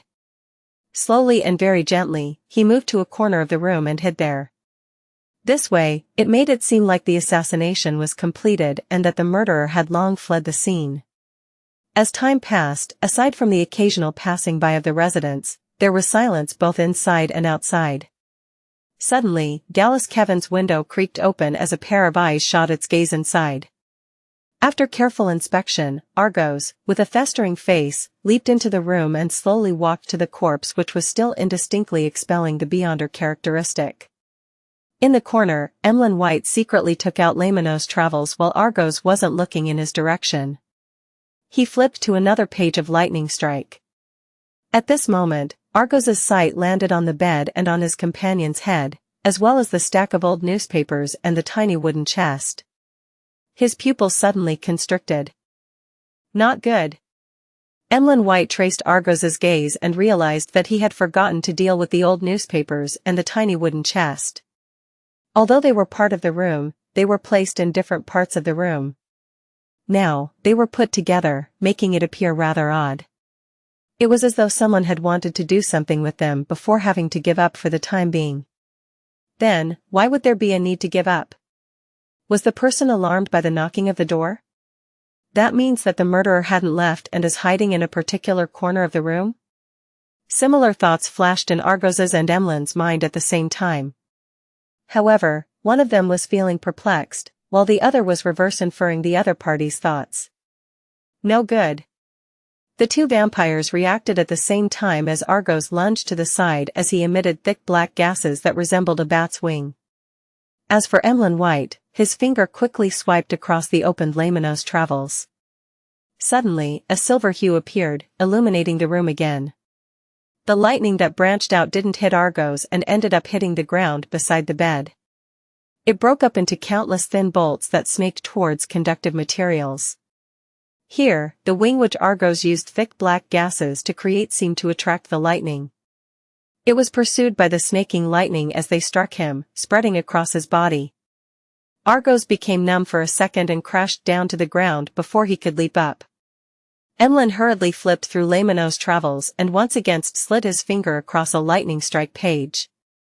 Although he didn't know why there were so many pages of lightning strike, with them taking up nearly half of the yellowish-brown goatskin, he was overjoyed that he could keep using them. The silver bolts of lightning crashed down, smiting Argos, causing his body to emit black smoke despite having just recovered from his numbed state. Failing to leap away, his body began to convulse uncontrollably. Seizing this opportunity, Emlyn White bent his knee and leaped forward with his feet, approaching Argos with afterimages trailing behind him. Then, he wrapped his right arm around Target's head, easily flashing behind him. Gotcha! Argos directly saw his back. His eyes filled with blood as the few festering parts on his face burst open as deep and illusory darkness poured out from inside. Emlyn had no idea what had happened. He slid backward instinctively as he kept changing his positioning. Argos didn't pursue him as his eyes lost their rationality. All that was left was pure malicious intent, madness, and clear blankness. He raised his hands and pressed them against his head before forcefully twisting it, allowing it to return to its normal orientation with a crisp crack. And around this artificial vampire, the darkness surged as though it wanted to devour everything. Then, Argos stretched his neck from side to side as his body swelled and oozed out disgusting pus. He had come to Gallus Kevin tonight because his body had shown signs of losing control. There was a need to discuss a solution.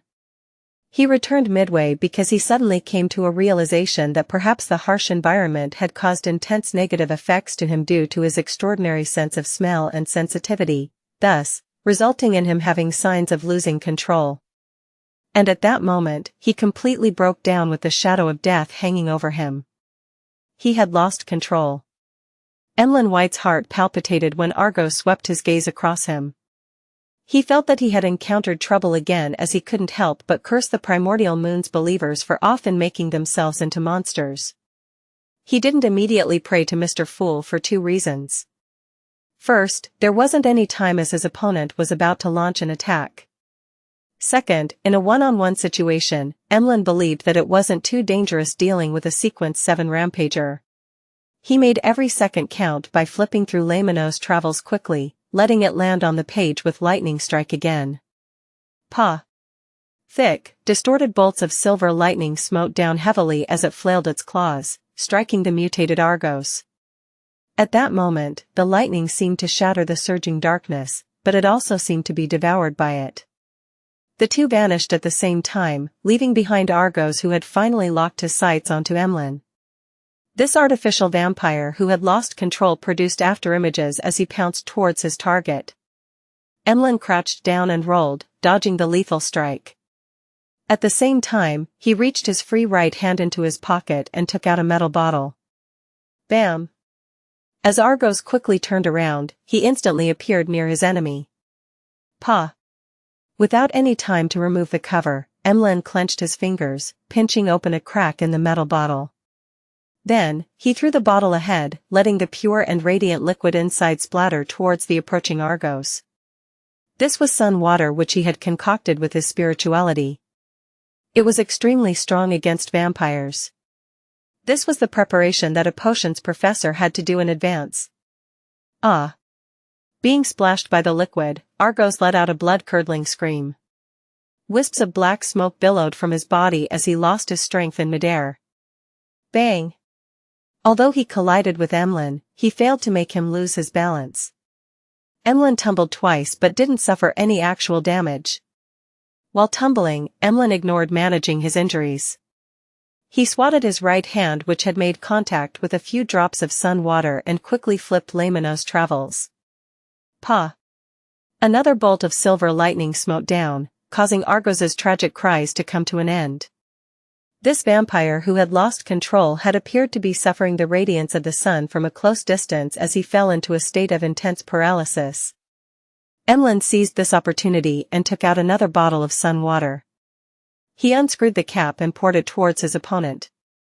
This time Argos didn't even manage to let out a cry. His body began to melt like wax. It was only then that Emlyn heaved a sigh of relief. He then conjured a thick black fog behind him, turning it into illusory bats the size of a palm as they swarmed towards his target. The black bats landed on Argos, enveloping him completely. Following that, they separated and flew back to Emlyn before vanishing. Argos's body had shrunk quite noticeably, and he finally couldn't hold out any longer. In his half-melted state, he slowly collapsed. Only then did Emlyn raise his right hand to check on the remnant pain. He saw that his palm and a few fingers had wounds that were corroding. However, the flesh inside was rapidly squirming as they healed themselves. It's over. I actually finished him. Emlyn retracted his gaze and looked at Argos's corpse in slight disbelief. Although this hunt had quite a few ups and downs, he hadn't encountered any real danger the entire time. This made him realize that the existence of the Tarot Club made him far stronger than he imagined. If Argos had checked Gallus Kevin's corpse first and not noticed the newspapers and wooden chest, he definitely would have figured out that I possess beyonder powers like lightning strike. He wouldn't have used wings of darkness while dodging and end up being hit by the lightning. But this way, he wouldn't have discovered any abnormalities and wouldn't have made any evasive maneuvers ahead of time. My lightning strike would have struck him directly and things would have been easier. Viewing it from this angle, no matter what happened, I would be able to kill him as long as I didn't make a mistake in my handling of matters. They're really weak. So I'm already this powerful. It's no wonder the ancestor made me join the Tarot Club. This is a gathering that prepares the various races for the impending apocalypse. It's of a much higher level than the other secret organizations. Emlyn tipped his chin up a little as he couldn't help but curl his lips. Following that, he heard footsteps outside, but no one dared to approach. Argos's scream must have alarmed the surrounding residents, but they wouldn't dare enter because they're afraid of trouble. However, someone will definitely report it to the police. I need to clear the scene as quickly as possible and leave. Emlyn retracted his gaze from the door and walked to Gallus Kevin's corpse. From the pooling blood, he picked up an item the size of a fist. It was completely red in color and resembled a heart. It was expanding and contracting slightly, and its surface was translucent. He could vaguely see a liquid flowing inside, and it was none other than the beyonder characteristic of a Sequence 7 vampire of the apothecary pathway. This is my trophy. Emlyn momentarily felt unaccustomed to it. After calming himself, he wrapped the beyonder characteristic in Gallus Kevin's head with the old newspapers and stuffed it into the wooden chest. After placing the wooden chest to the side, he yanked Argos's head whose form looked nothing like before. He then took out another bottle of medicine and scattered in every corner of the room. During this process, Emlyn wasn't flustered at all. It was as though he wasn't worried that the official beyonders in East Borough would rush over. A few minutes later, he picked up Argos's mutated beyonder characteristic, glancing at its surface, which was nearly black in color, and the indistinct human-faced patterns. Behind him, a black gas was emanated. The black gas transformed into countless tiny bats again as they flew within the room. They combined with the potion liquid that had been sprayed earlier, forming a silent black flame that spread outwards. The black flames burned away the blood and corpse, as well as the traces of the lightning strikes.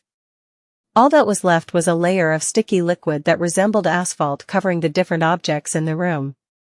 Then, these liquid bodies turned into heavy black bats as they spiraled around Emlyn's body.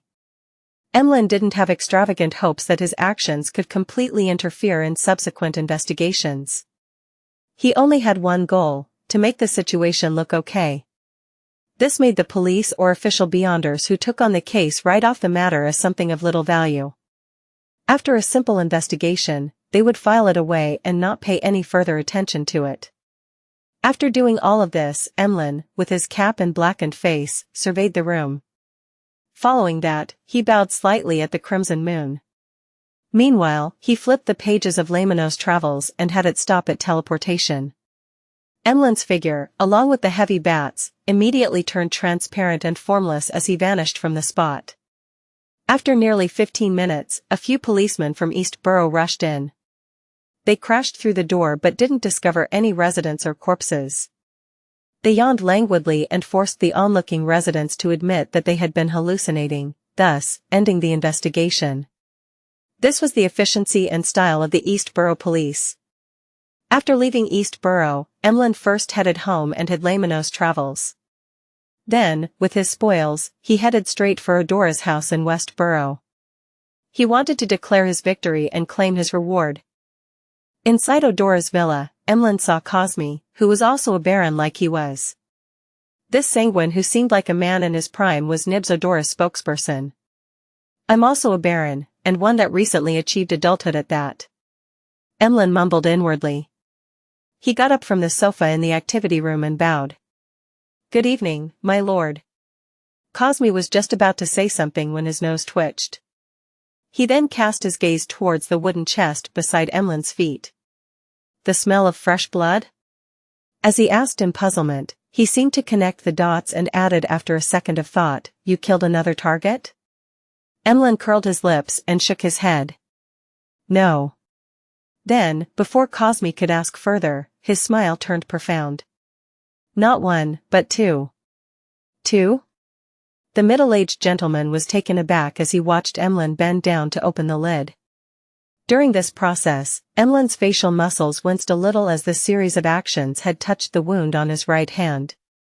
Holding back the change in his expression, Emlyn allowed his arm to hang down slightly, allowing the chest to tilt and reveal its contents to the sanguine baron opposite him.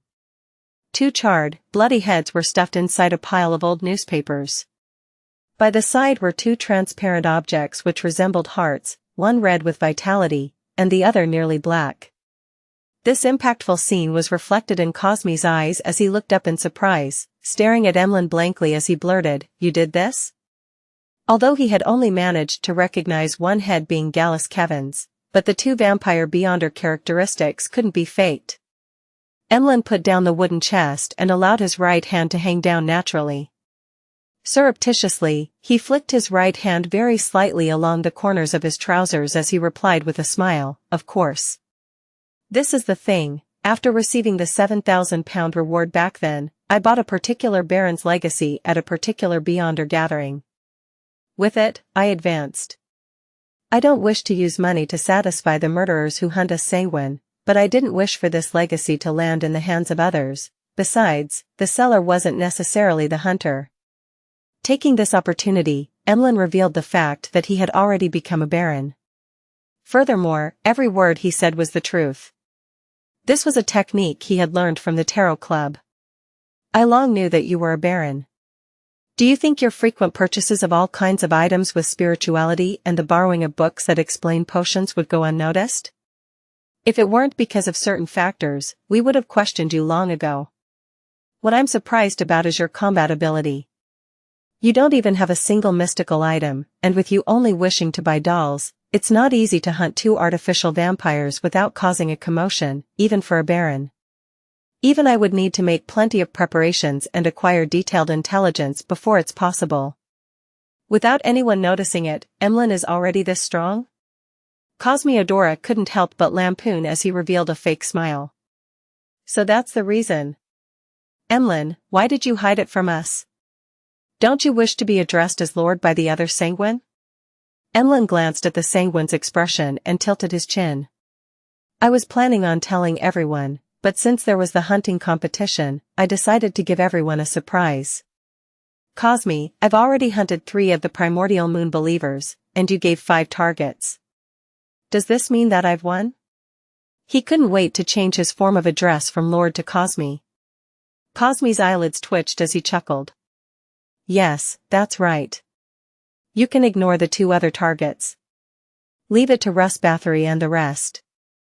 This way, they might still be eligible for a consolation prize. Having said that, Cosmi found his attitude a little too cold, so he hurriedly asked in concern, were you injured? A little. Emlyn raised his right arm and stretched his fingers. To be frank, on his hunt that night, the worst injury he suffered was after he teleported out of East Burrow. He had ripped apart his skin to wipe his blood across the cover of Laymanos Travels. Cosmi didn't develop the topic as he said after a few seconds of silence. Congratulations on being the victor of this hunting competition. You will receive 2 prizes.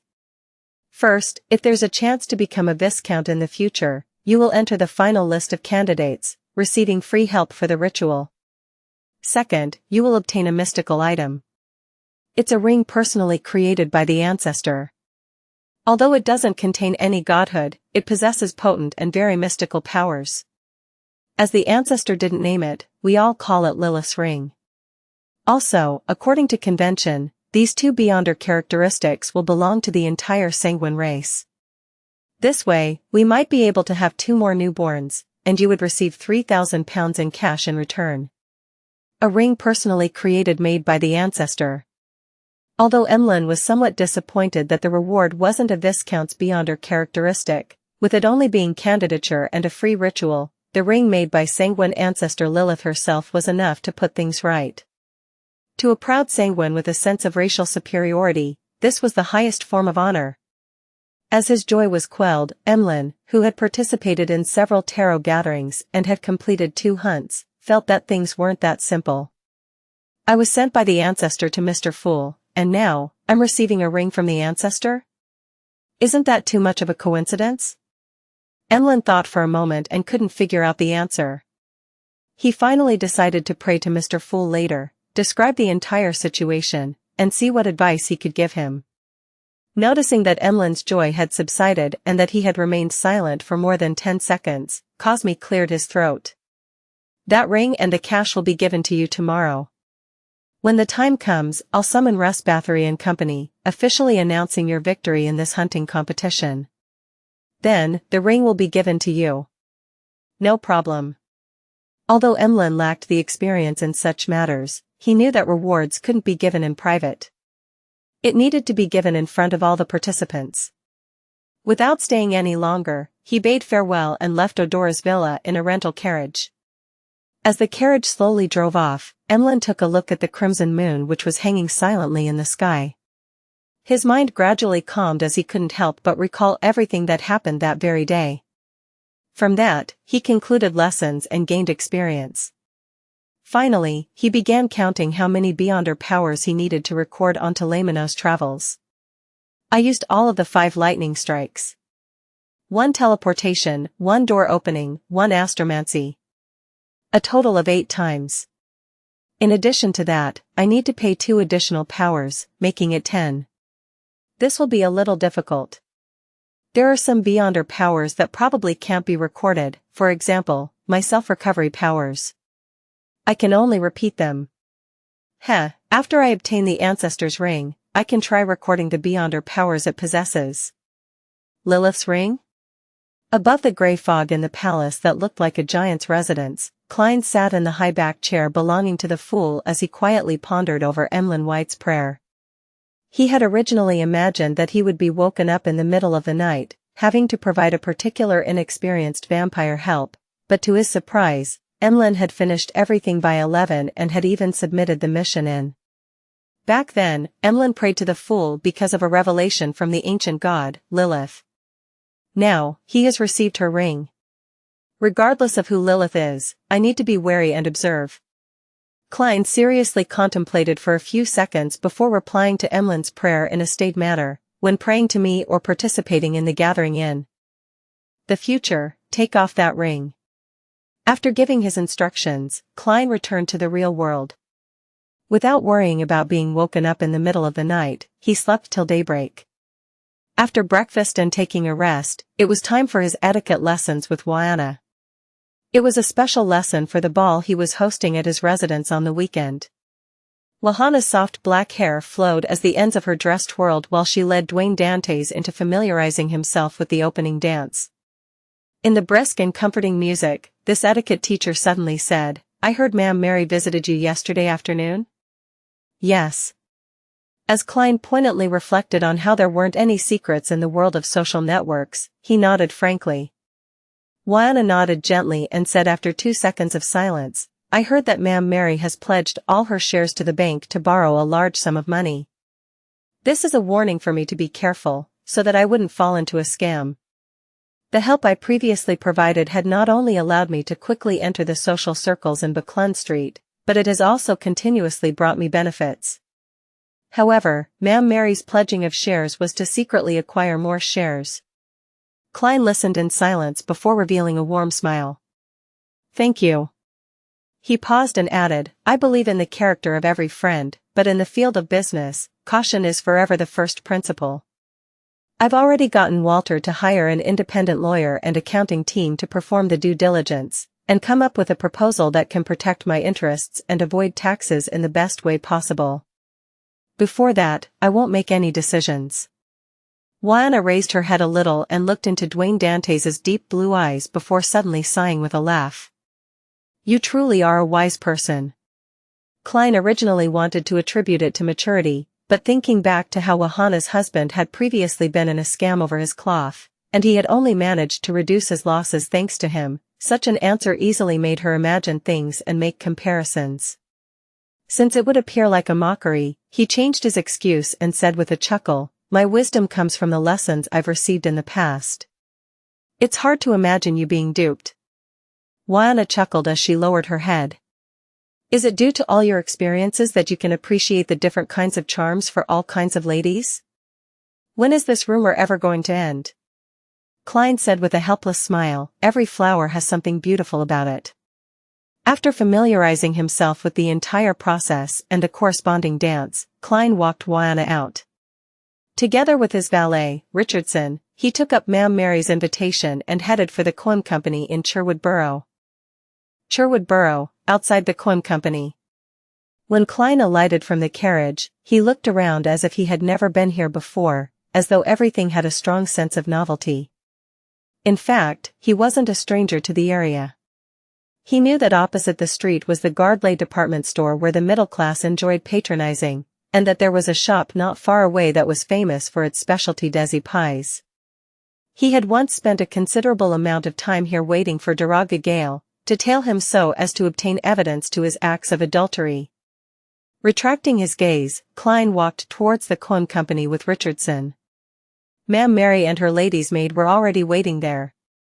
In the relatively conservative Lone Kingdom, a lady's servant had to be of the same sex, otherwise, it would result in nasty gossip, affecting her social relationships and marriage. Therefore, even though Ma'am Mary's lady's maid needed to play the role of her secretary to a certain extent, with her understanding societal etiquette, commercial knowledge, and having a certain level of negotiation skill, all she could do was select from women with good education or with relevant working experience without considering any men.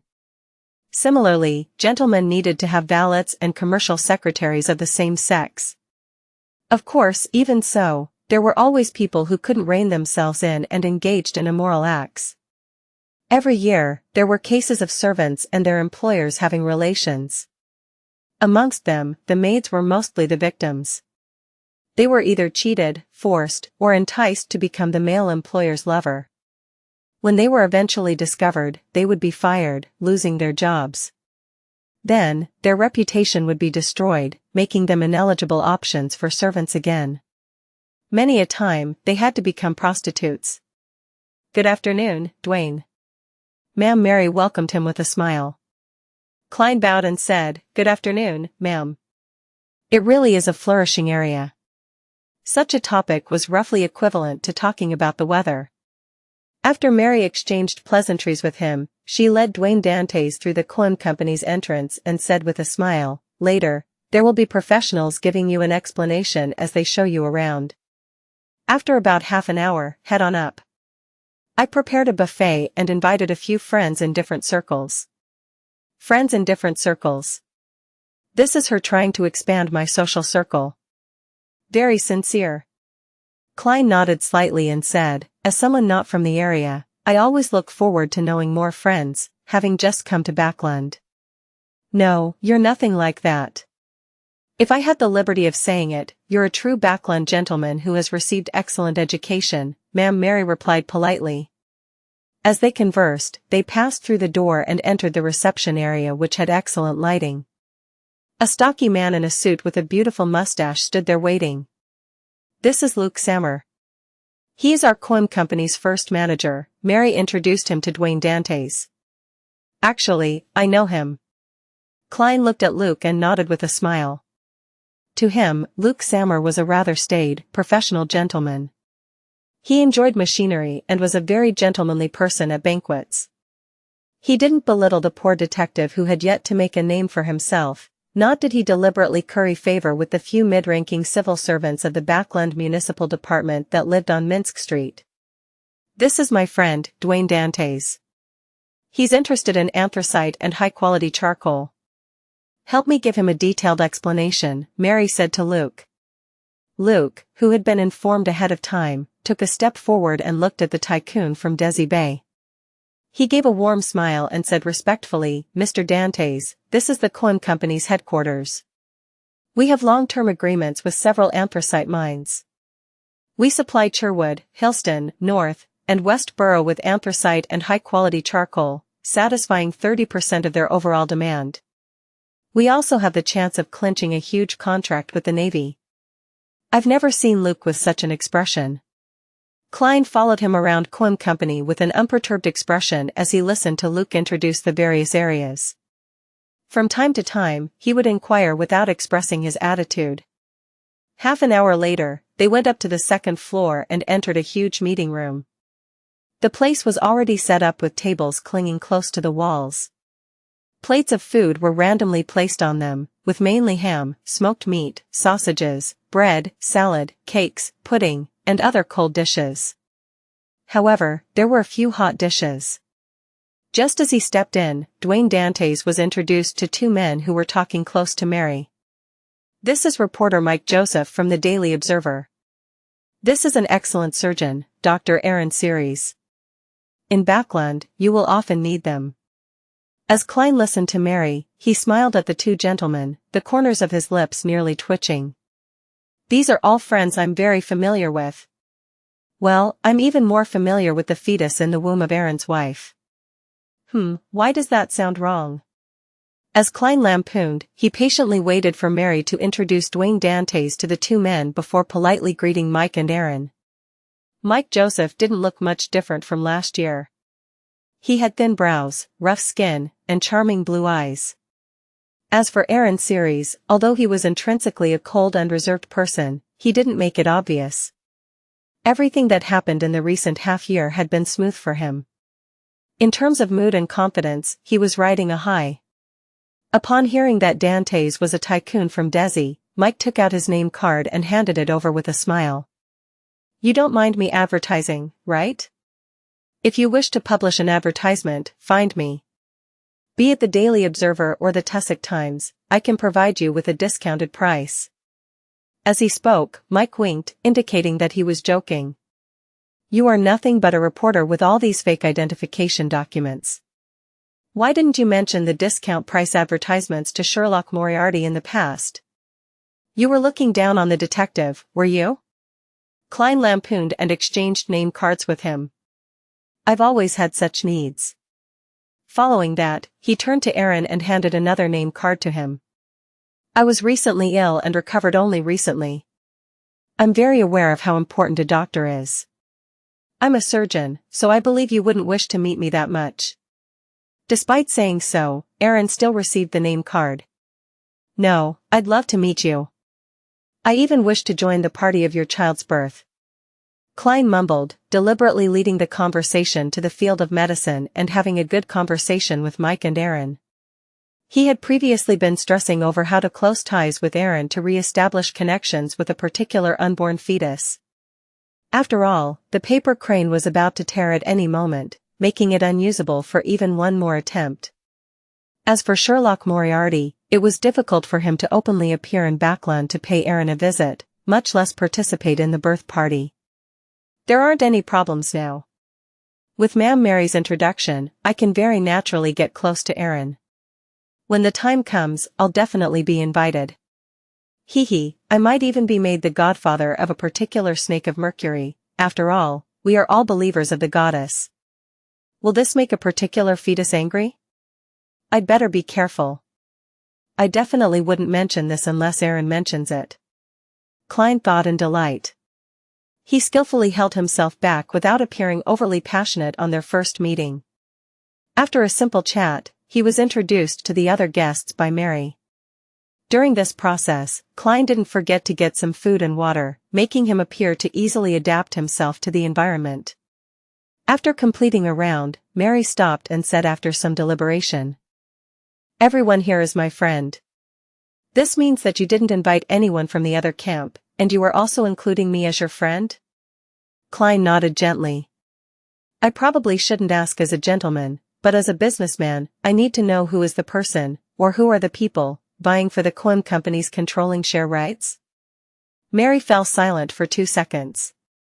"Baron Sindras and his friends.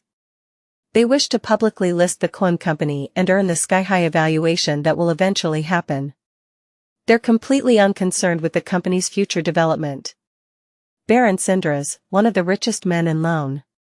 By donating to the Conservative Party, he became an aristocrat and is a banker, factory owner, and a powerful businessman. It's hard to tell where he stands, so even though he relied on the Conservative Party to obtain his aristocratic title, he's more aligned with the new party while being biased towards merchants."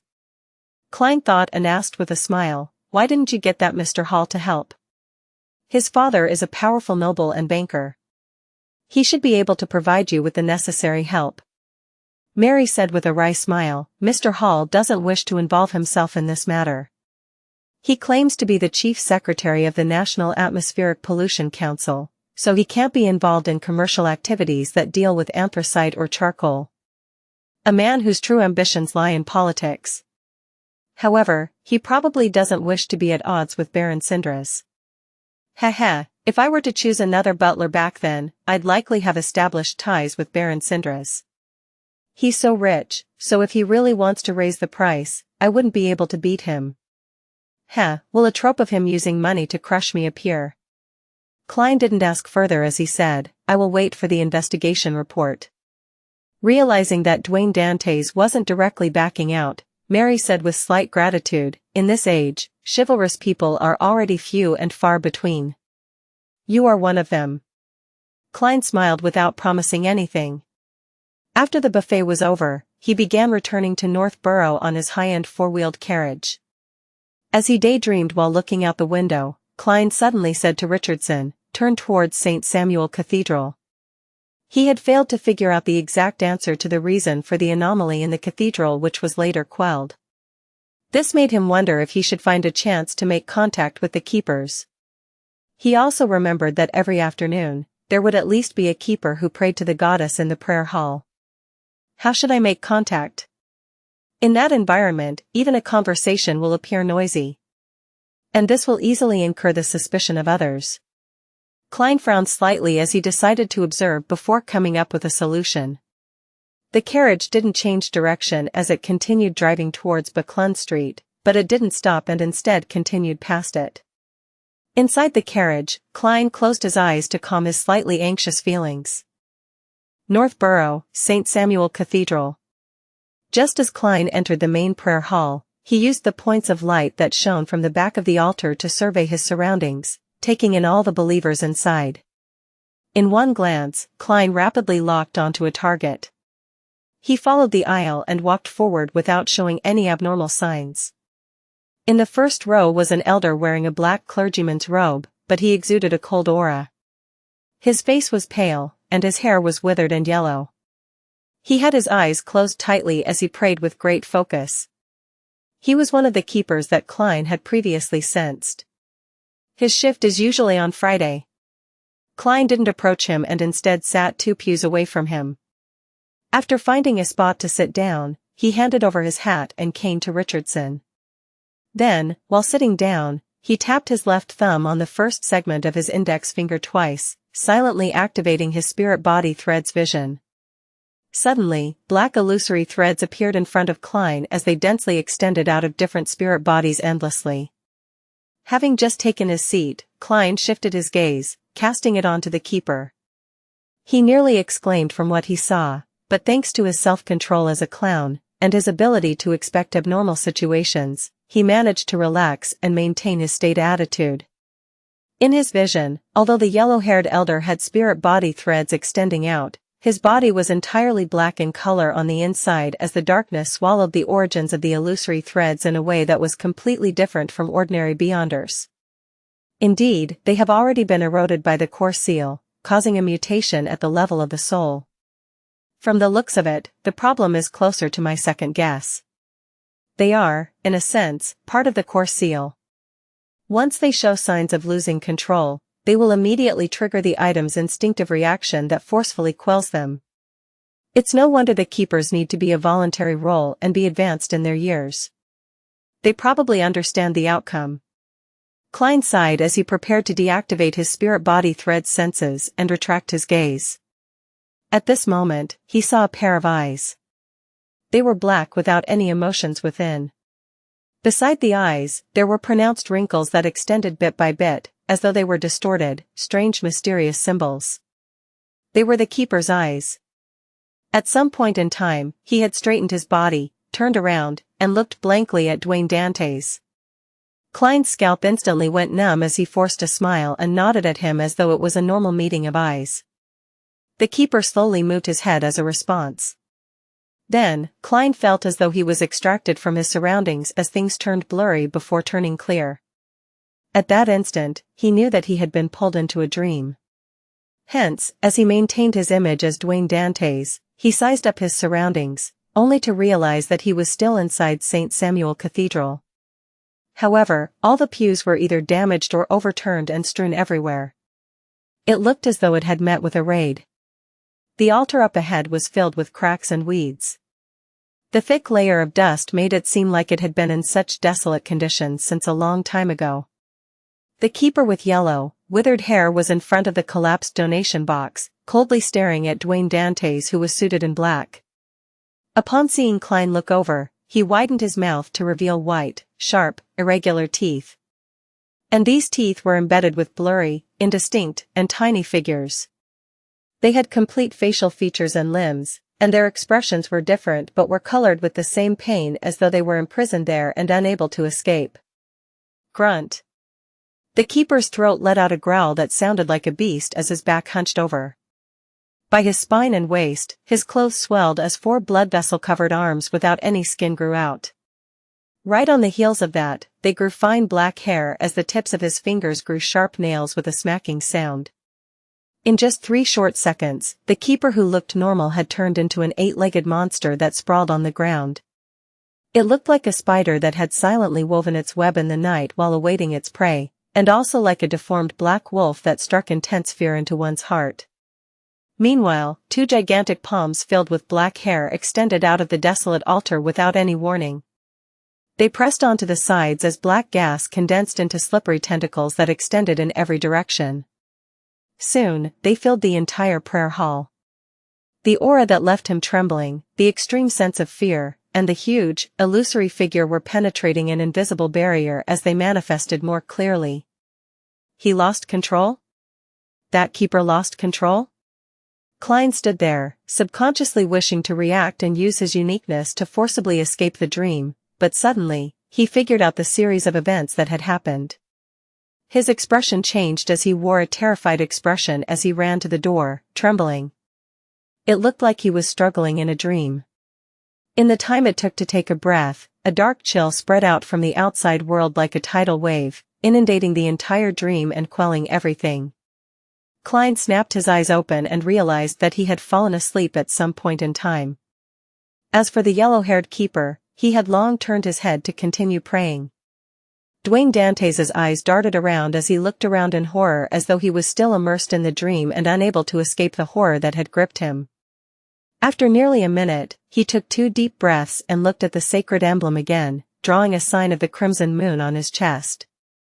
Only then did Klein have the time to recall the experience he had and began speculating as to what had happened.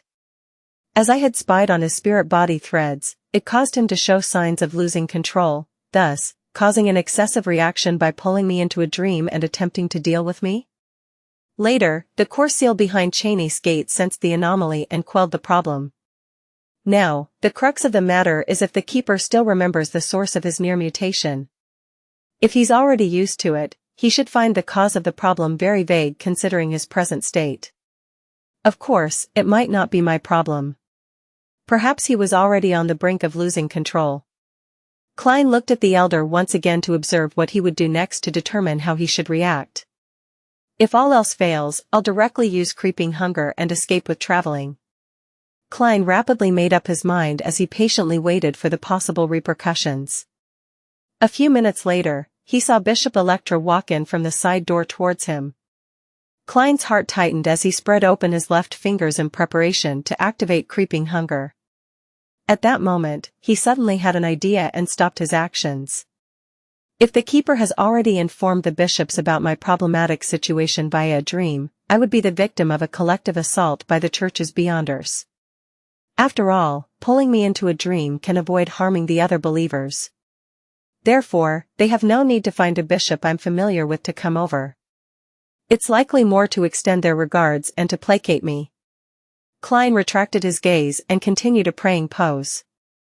In less than a minute, he finally sensed someone approach as he looked up and saw Bishop Electra softly say, "You don't look too well?" I fell asleep without realizing it and had a nightmare. I still feel a little afraid, Klein said with a self-deprecating smile. Bishop Electra sat beside him and said in a staid manner, "Dreams are sometimes the manifestation of the fear within you.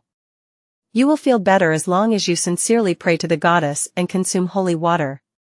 Of course, the most important thing is to not suppress yourself usually. Learn to confess to the goddess. At times, wailing in secret can reduce a lot of your stress." Klein secretly observed the bishop's attitude and read his tone before heaving a sigh of relief. "I understand." He cast his gaze forward again, bowed his head, and clasped his hands to begin praying silently. While doing so, he saw the keeper in front of him stand up and walk to the side door where a bishop was waiting. Phew! Klein silently exhaled as he truly became one with the serene environment. Suddenly, he heard a voice that was his, but it wasn't something that he could control. "Did you think what you did was well hidden?" "No. Not at all. Have you forgotten that you've touched the Evernight goddess's holy artifact?" "Who is it? Who is the one speaking?" Klein's muscles tensed up as he nearly opened his eyes. At that moment, his back oozed with sweat that soaked his shirt. What he was most alarmed of wasn't the words said, but that it directly sounded in his heart and had modulated the voice to sound exactly like his. Although I maintained my lucidity in that dream, I still had my spirit body tainted by his psyche that was on the verge of losing control? Or is someone using that keeper to pass me a message? Countless guesses ran through Klein's mind. Finally, combining the contents of what was said and his own situation, he came up with a preliminary judgment. The number of people who knows about my identity as Klein Moretti is few to begin with. Likewise for those who know that Klein Moretti had once sworn an oath while touching a holy artifact. Furthermore, there's almost no intersection between the two. Mr. Azik had heard me mention the former matter before, but if he wants to give me any reminders, he can directly do it through a messenger. There's no need to use such a frightening method. Well, Septon might know, after all, he's a snake of Mercury who represents fate. But by the same logic, he can directly contact me. Of course, I can eliminate the possibility that he suddenly had the thought of frightening me.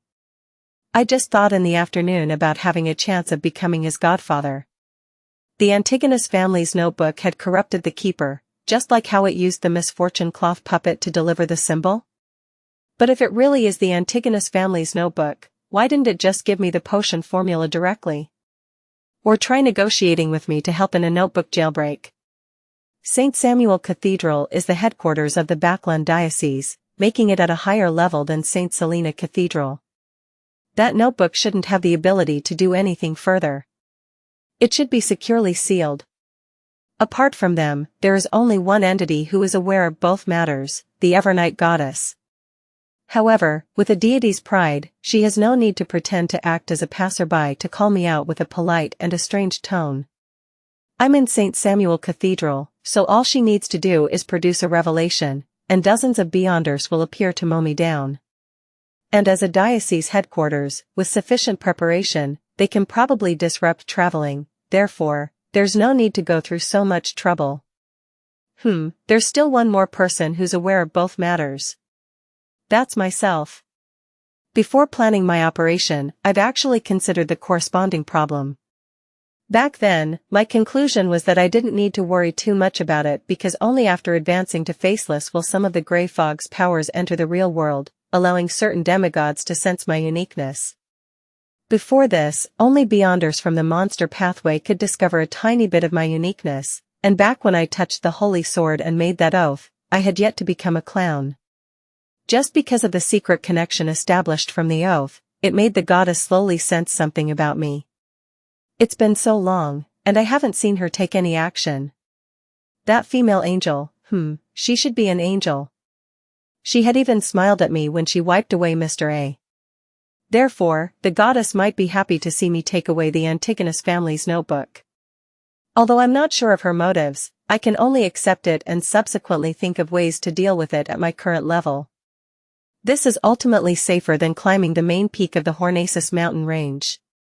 Of course, that's built on the premise that the lady which wiped away Mr. A is an angel of the church. Although I had undergone all kinds of acting during the Faceless stage and got to know myself well, I've consumed additional potions without completely digesting them.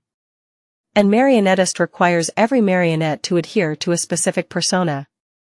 This also easily causes a personality dissociation. Also, to steal the Antigonus family's notebook and to act as Dwayne Dante's, I'm under immense stress. I am subconsciously wavering and am suspicious. In this state, the keeper's corrupted psyche of nearly losing control had agitated my spirit body, causing me to have a split personality? Just as Klein thought of this, the familiar yet unfamiliar voice resounded in his mind again. Your considerations are too idealized. All of your actions are fundamentally all thanks to luck. If that high-ranking deacon, Crestet Sesamir, with the Holy Sword was here in Backland to handle Beyonder cases, can you guarantee that the Holy Sword wouldn't sense you when you are in the same cathedral? Both of you are linked by an oath. If Deacon Sesamir were to come, I'll abandon this plan. Besides, it's also not possible to avoid it ahead of time. I'll find an excuse or reason to be out of town for some time. Klein mumbled inwardly. Then, he heard the voice belonging to himself sound in his mind. This makes it a situation prone to too many accidents and unpredictable developments. Before coming to the cathedral, didn't you also not consider that the mere observation of spirit-body threads would result in a mutation? My nervousness back then was the anxiety that something happened beyond my expectations.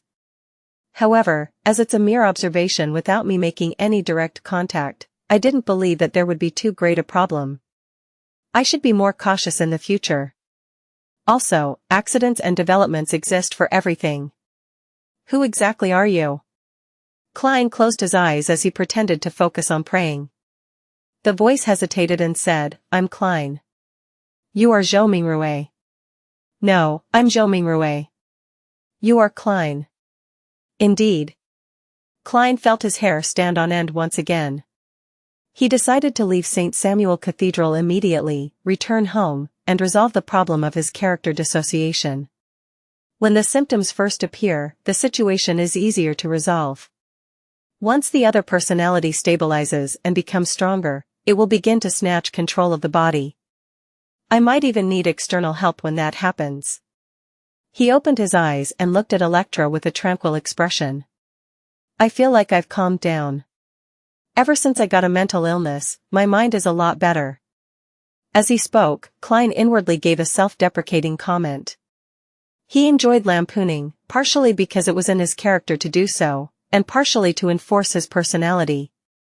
It was ultimately to remind himself who he was, so as not to lose himself to his acting. Bishop Electra smiled. May the goddess bless you. As he spoke, he took a cup of water from a priest's hand and passed it to Dwayne Dantes.